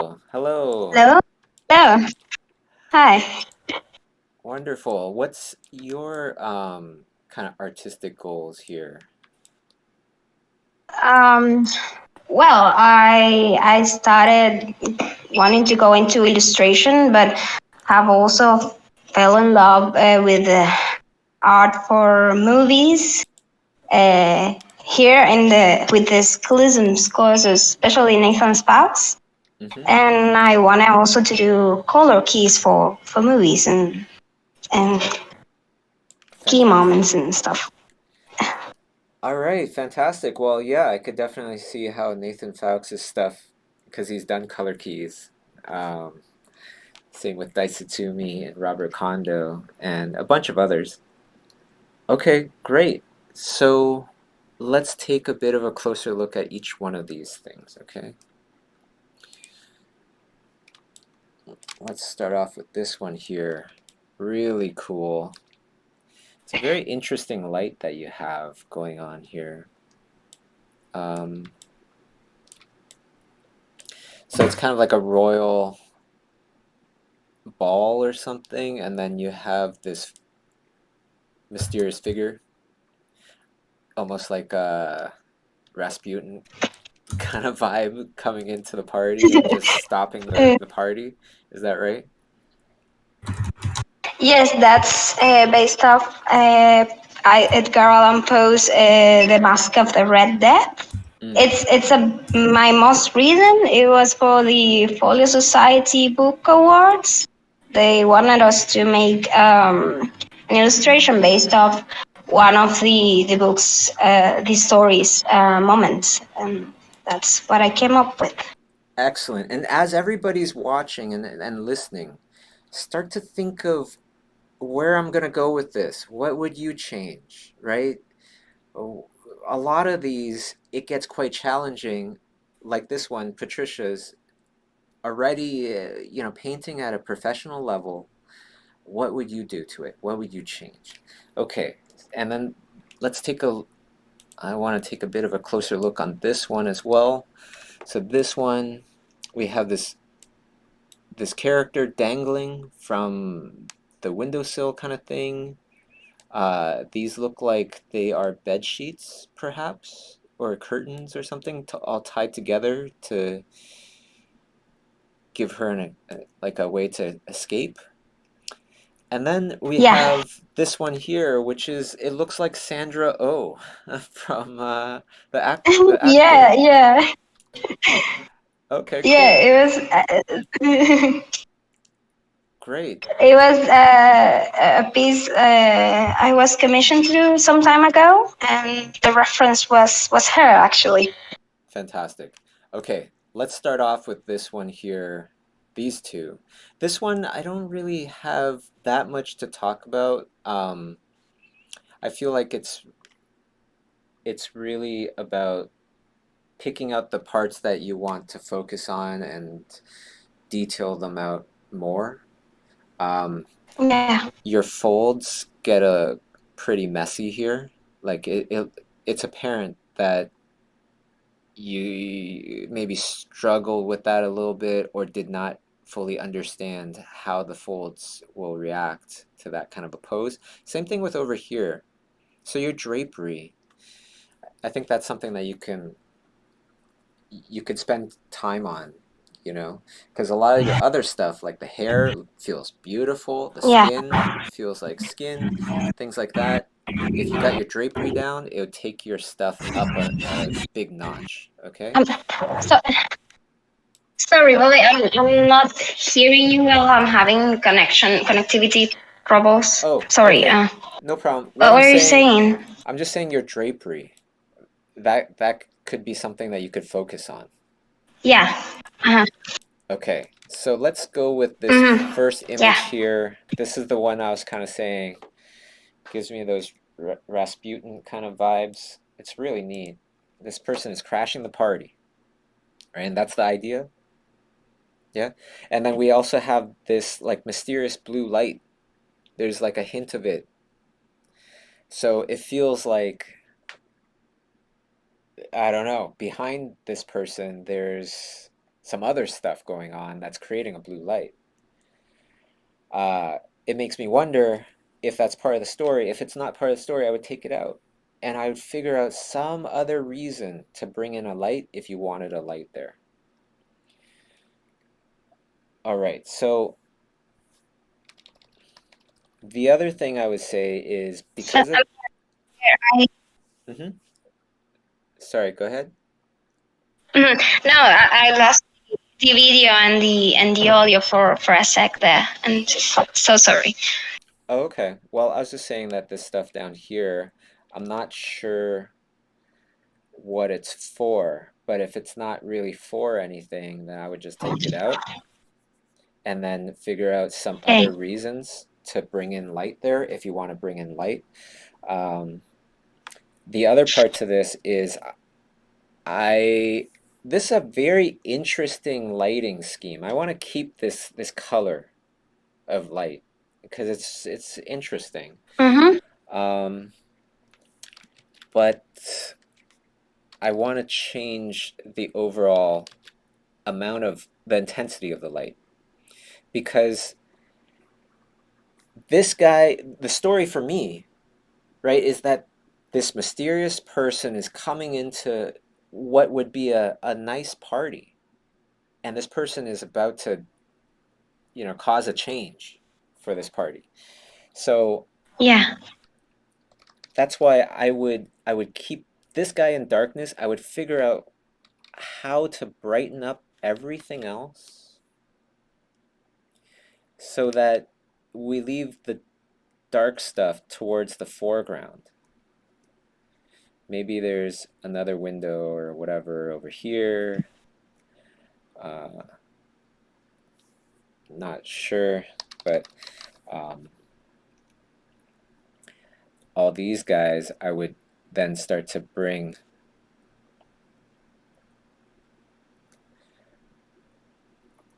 out into much more lightness, much more light, so that in the end you have these characters that are in more light, and they're still good. Everything's still good, even though this is mysterious, kind of a mysterious color of light. These people are generally all good. They were having a good time, and then the shadow is coming in, with this mysterious person. I feel like that's how I would tackle this. You could still have it relatively dark, just like what I'm doing here, but just a bit more light to help separate. And then this area here, it could be almost like a borderline where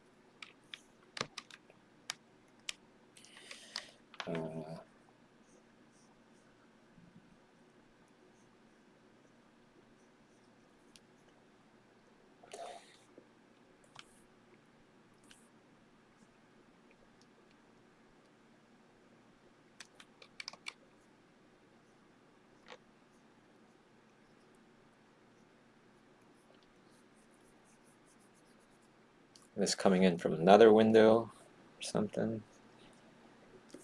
And then this bounce light could be the reason to light up this mysterious figure. Boom. Right? And before, Wow, that's.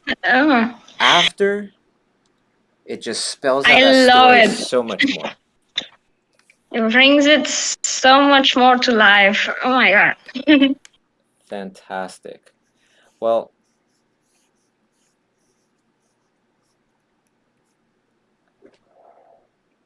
cool. With this Amazing. one here, oh, thanks so much. With this one here, this vertical one, I think your drapery it needs to be figured out. Right? That's the thing that pops out to me so quick. And also the wall, it's too loose for the importance that it plays in this overall illustration. Okay? Yeah. Okay, wonderful. Let's keep moving. I want to make sure I get to the last. Yeah, thanks so much. You're very welcome. All right. I just want to let you know, Bobby, we've chosen like a 10 portfolios, and the last 2 were backup, so in case somebody dropped out. But Okay. I'm sure like it would be wonderful if you take a look. But yeah, just letting you know. Okay, Cool. Yeah, I see there's 4 minutes left. But if we got to go a little longer, I'll try to go a little longer. All right, so this one is this person here? Here. Excellent. And I feel like I know how to pronounce your name, but to save me some embarrassment, can you pronounce your name? Sure, I'm Magdalena. Awesome. Okay, Magdalena. Sorry, my accent is not as cool as yours. Wonderful. And what do you want to do, Magdalena? Well, my ultimate goal is to be an independent artist, but it's a long-term goal. And for now, I was thinking about book illustration. But recently, I've noticed that I really like painting backgrounds. It's maybe not so much reflected in my portfolio, but I think I will try to maybe develop some more backgrounds for my portfolio. But for now, I focus mainly on book illustration. Wonderful. So this very first one here, and let's just take a look at Magdalena's gorgeous work. Beautiful faces. Thank you. Beautiful hands. Beautiful control of subtleties and tones there. You didn't get too bright, yet it's all there. And then a wonderful character. Nice indications of materials here. Over here, over here. Wonderful. All right, well, why don't we start off with this one that looks the most like a book cover. All right, so digging in a little bit more, it's somewhat of a fictional medieval kind of period. And it looks like these two, you know, it's kind of like a love story a little bit, they're meeting. Now, something interesting is this. I don't know what that is, but it feels like it's something. I feel like maybe it's grass, but you can see this line here. I feel like that's grass. And then you have this kind of borderline here, and then plus this, it almost feels like this is one side of a cube or something underneath some grass. But I think what it really is, here, let me zoom out a little bit. It's just those two little marks there. It's either we add in more marks or we take them out. Right, these marks right here.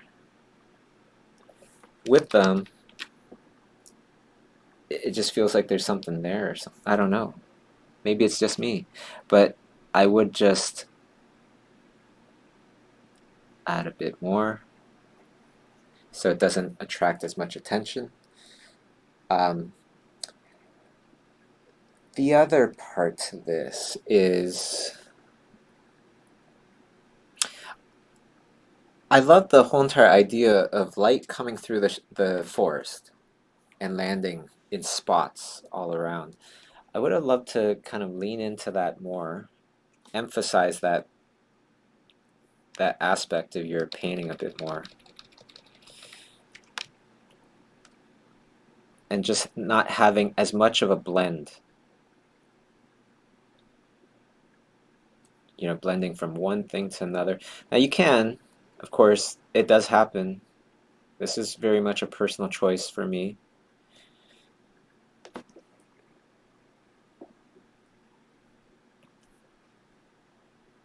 But yeah, I kind of want to just lighten some of that stuff up, create more of an area, a clearer area of focus. You already have the area of focus, but just to emphasize that area of focus a bit more.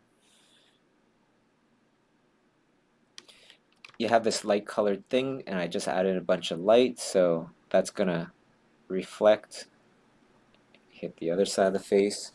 And that's like, I like that idea of adding in more light onto this side of the face, because currently it doesn't make sense to me that much. Light is coming from the sky. Why is one side of her face in shadow and the other side not? It makes me feel like perhaps it was the reference that was used. But let's try to change that a little bit. Okay, and just want to even that out a bit.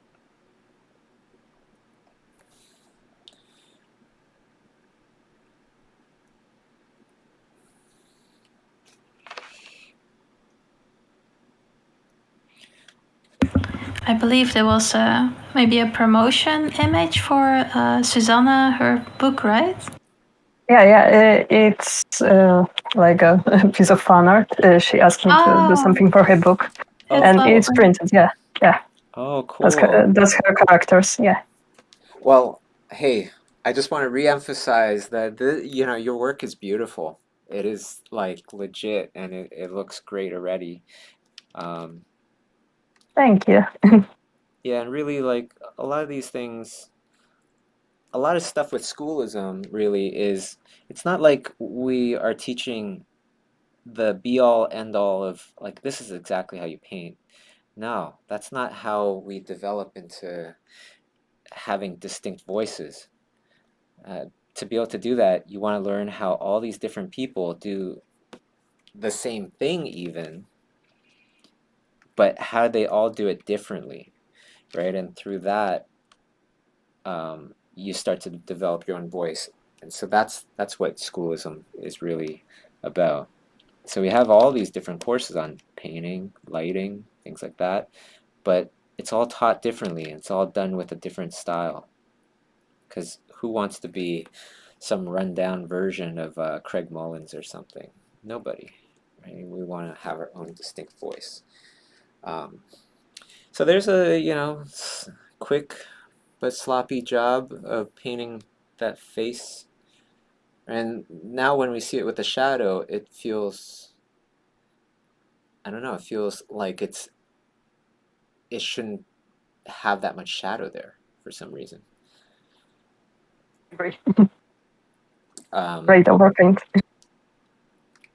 And then we want to bring in some of that grass here. Those little bits and pieces, because the light is coming from the sky.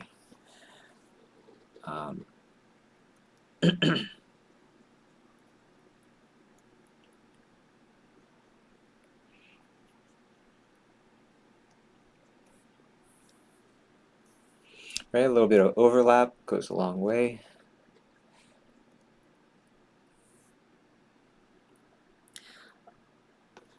And yeah, these things here, I would just kind of,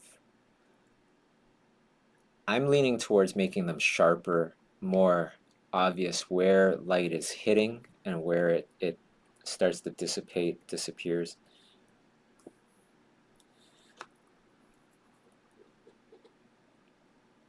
This has been really fun, by the way, everybody. Like, I'm sure, like for me, first glance at many of these, all I'm seeing is just awesome work, just beautiful artwork. I hope everybody's having some fun kind of just thinking about, well, where am I going to go with this? What am I going to be saying about these paintings? Because they already look so great. And I'm not trying to fluff your stuff there, Magdalena, but it's absolutely true. Like, all you guys are already painting at professional levels. Yeah, I've learned so much through schoolism. Oh, fantastic. I'm really grateful for the courses. What were some of your favorite courses? Do you have any in mind? To be honest, my recent works are inspired by Jamila, and I Oh, really liked her course. These pieces are not here, but you can see in my portfolio that I've been trying to draw characters more with line art and focus on painting backgrounds. fantastic. There's a little, yeah, there's a little bit different style. These works are a little bit older, but I think the overall mood, focus on mood and atmosphere, it's a constant thing in my work. I really like playing with light and colors. Yeah, and her, like, she's one of those very rare people that can do the art really well, but can teach just as well. Yes. It's very, very clear in her teaching. So this is what I would do to the character, but on top of that, I'm not sure what the story is, but I would love to add in more than just grass everywhere. I would love to add in flowers, tiny flowers or something like that. But if we're not able to do that, let me just add in a couple of tiny flowers just for myself. Okay, so this is what I mean. Just some tiny little flowers, a little two-tone action here.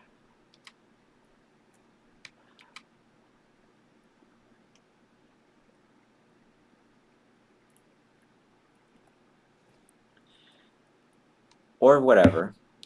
And if that is no good and you can't have flowers or something, then what I would do is I would do something a bit more subtle and just maybe make different kinds of plants that have the same color. So for example, I'd find a little area of light, and perhaps I would do something tiny. I'm going to do something tiny here.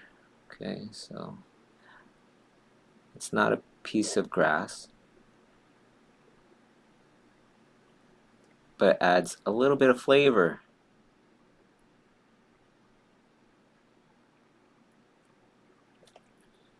Right, where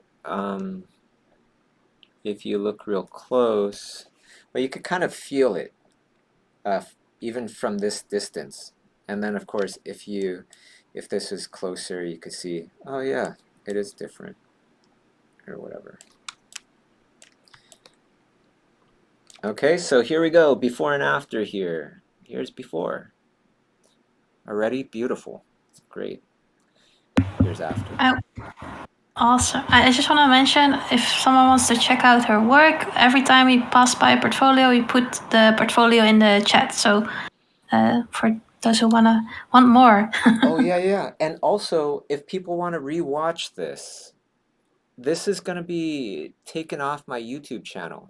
It's not going to stay on. But we will have an unlisted link to this stream in the Lightbox Expo Discord. So you just want to go to discord.gg/lightboxexpo. And then are there any instructions of where to go after that? We'll put it in an announcement, so that's the channel to look out for. Okay, perfect. This one, it's great. I was saying the sensitivity and the tones here, it's really great. This one is also really nice. I just want to mention one thing here. This, whenever you have a transition from shadow to light, and then from light to shadow, generally I always think about the difference between one transition and the other transition. Currently, these feel almost the same. So what I'm talking about is edges. Okay, and just to have your edges more varied. Like, think about which edge do you want to have sharper and which edge do you want to have softer. And that's it. And that's, okay, that looks horrible.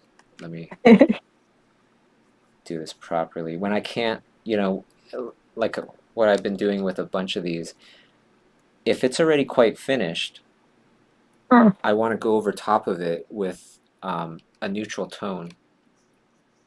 And actually, as I start going over top of this with a neutral tone, I like it. I like it with less contrast, actually. Yeah, that's better. Yeah, it gives a different kind of material indication.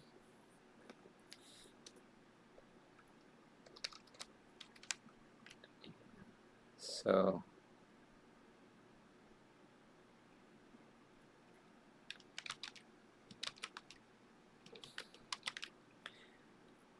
let me see here. Let me just grab a bit less of a contrasting tone. There we go. Now we have a nice, very subtle, dipping into shadow, then coming out of the shadow, and then a much sharper shadow, as opposed to having them both feel quite similar, right? Like this. This is before. Okay? Yeah, thank you. All right, you're very welcome. Another beautiful portfolio here.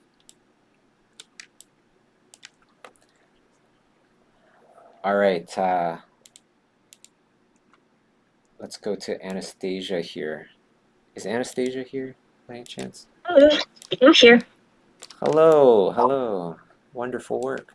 So what's your Thank you. what are some of your artistic goals here in your career? I want to be a visual development artist for 3D feature, and I'm currently a student. Oh, okay. Wow. All right, awesome. This one up here. Mhm. What's this stuff for? Like the hand and the cloth. Is that like showing the costume design? Yeah, it's basically because I'm going to model it. It's for my thesis. I just created the textures which I'm going to actually use on 3D models, and some of the details of things which would be nice to know when I'm going to model. Okay, great. Let's start off here at this bar. Subtleties bring believability. Okay, so yeah, and actually, so many of these paint overs, I didn't really do that much to a person's painting. I just changed some subtleties here and there, stayed with their idea, and then all of a sudden it's quite a bit different. So with this, I'm looking at those. The first thing I'm looking at are the frames for the windows. They feel very thick. I just would, make them more thin. It's such a subtle thing, but it makes such a difference. Let me see here.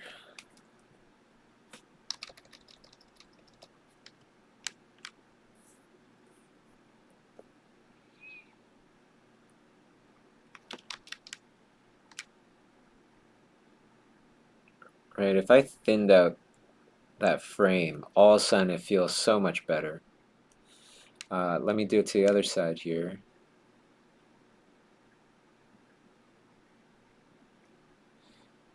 Right, it's these subtle differences that make the difference between something at one level or something painted at a whole nother level.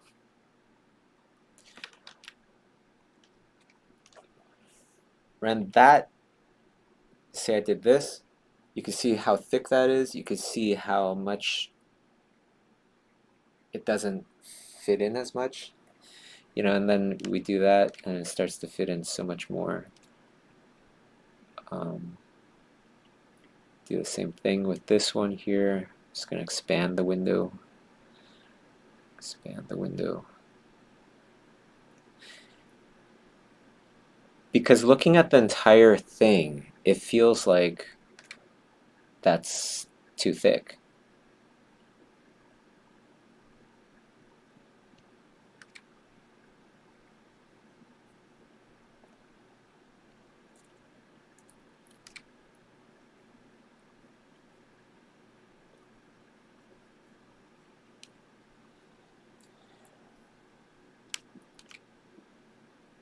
And afterwards, you could paint in shadows back in. But in the grand scheme of things, you might not.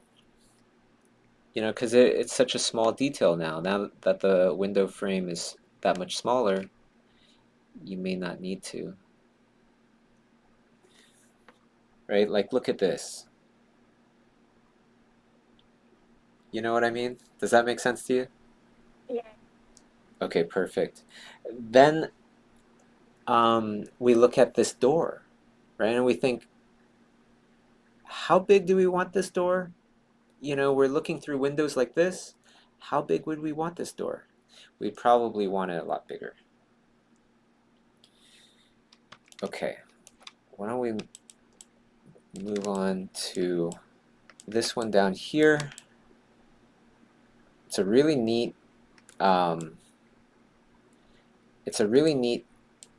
scenario. So the things that are going through my head is, this would look way cooler if the scenario was that the vehicle is moving. And if it is moving, then what are the indications that it is moving? Right? Like, we could have dust coming off of the thing as the wheels are turning, perhaps. Right? So maybe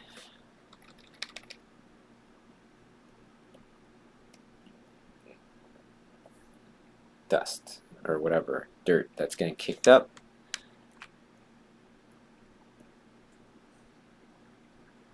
You know, so he has to really move, or this character has to really move, or else it's going to get crushed.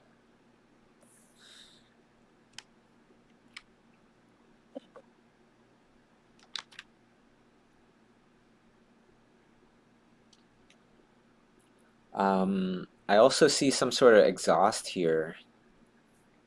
And so that makes me go, well, that's another great opportunity to show that this thing is moving. Because it's an exhaust, it would have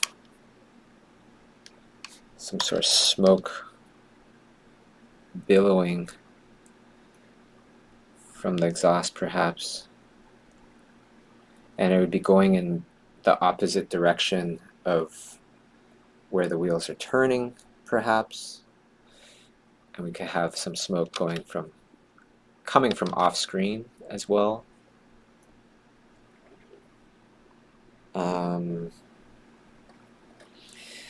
Could have the tracks that this thing leaves be a lot more visible, so you know which direction it's moving in.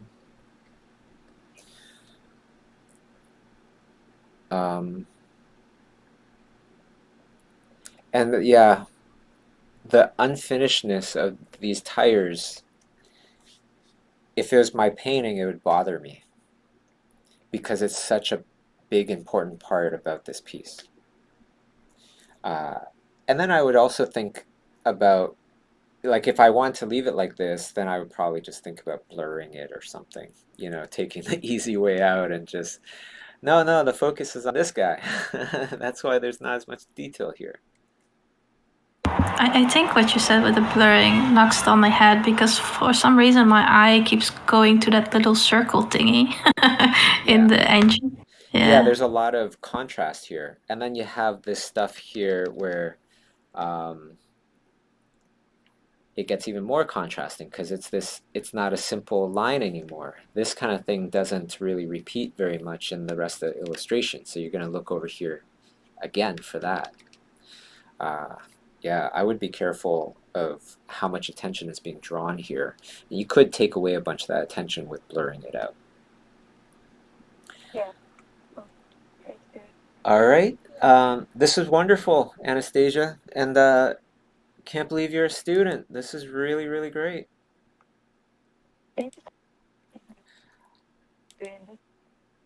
All right, last one here. We're going to get through them all. Patricia, thank you so much for hanging in there with me. Bobby, you do all the work. Like, thank you. Well, it's my pleasure. I love doing this kind of stuff.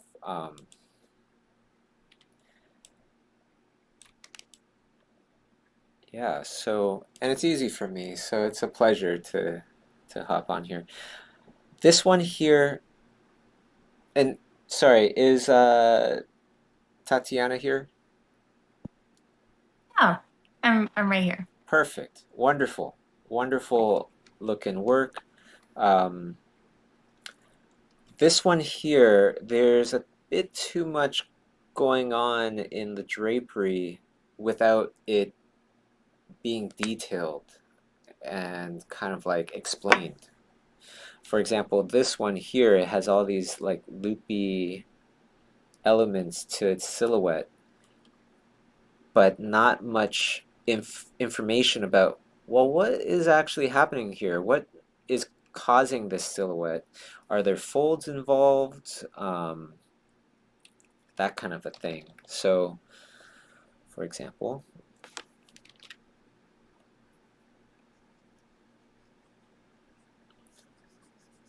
That is like excellent feedback, and I knew when I saw this piece bring up that that was going to be an issue. I've been trying to rework that fabric for actually like multiple times. That's something I struggle with, so I'll be doing a lot more draping studies. yeah, maybe one day I'll do like a drapery kind of lesson here, because the way that I tackle drapery is something that I made up myself, or I kind of like discovered it myself from just drawing and painting people on the subways for like 5 years, like every weekend consistently. Because I learned drapery probably how you learn drapery. You learn the classic folds, the 7 classic folds of drapery, right? And then what happened for me was then it became winter. And then you get these puffy jackets. I'm like, where are the classic folds here now? It's all screwed up. I don't understand. But yeah, I think your drapery, hopefully I could one day go through a lesson or something, but yeah, your drapery just lacks a bit of explanation. Like, where are these things going and why do I have a silhouette looking like that?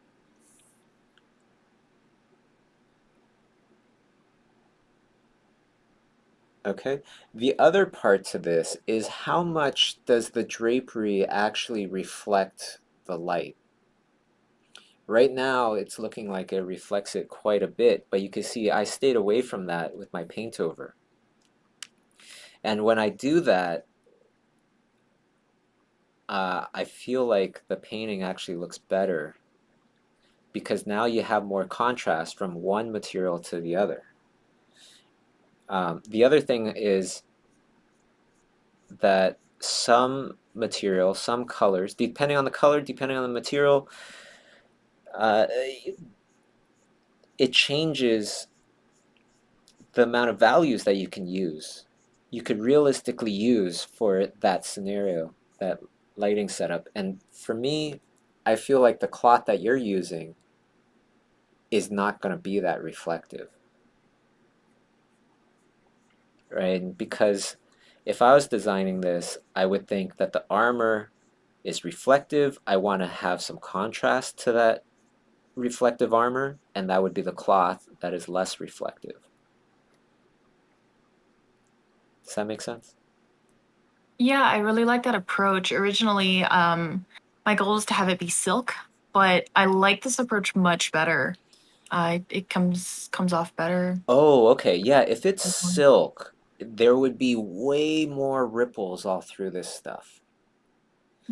Just because it's just so much more softer. I was leaning towards something thicker, just slightly thicker, but still relatively thin. Right? But when you do that, then the emphasis, that shininess on the armor really comes out a lot more than compared to like this, right? This starts to draw your eye towards the bottom right-hand corner, but it doesn't look like that's where the story's at. The story's up at the top. Okay, so this would also help with guiding the eye away from this bottom corner. Does that make sense? Yeah. Perfect. All right. Well, wonderful job. Everybody, I gotta be honest, like, I first looked at these portfolios and I was like, these already look professional. What am I? Okay, I'm gonna have to take a real hard think about this. So you all challenged me, and I thank you for that. This was really fun. Yeah. I also want to thank Tati in the end. Like, she has been an awesome community member and always helping others and people, and she's been like always giving the good vibes, and that's why she recently became a moderator at Livebox as well. Hey, congrats, Thank you, Tati. Tati. Thank you. And thank you, Bobby, for walking all those portfolios. My pleasure. 2.5 hours? That ain't nothing. Oh my God. Yeah, I appreciate you taking the last few moments on this. Thank you. My pleasure. Welcome to the team. Welcome to this, the Lightbox mod team. And thank you to all the mods that help out, organizing all this stuff, and the social media team and everybody. This is definitely a team effort. We'll do this again. All right?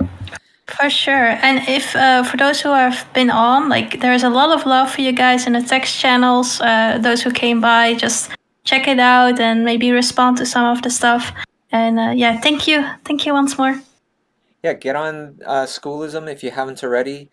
Hey, if I did not own Schoolism, I just knew about it, I would have a subscription anyways, because I take the courses. I'm not just the owner, I also am a client. I guess that I'm also a student. That's how I progress. All right, everybody, take care and have a great rest of your day.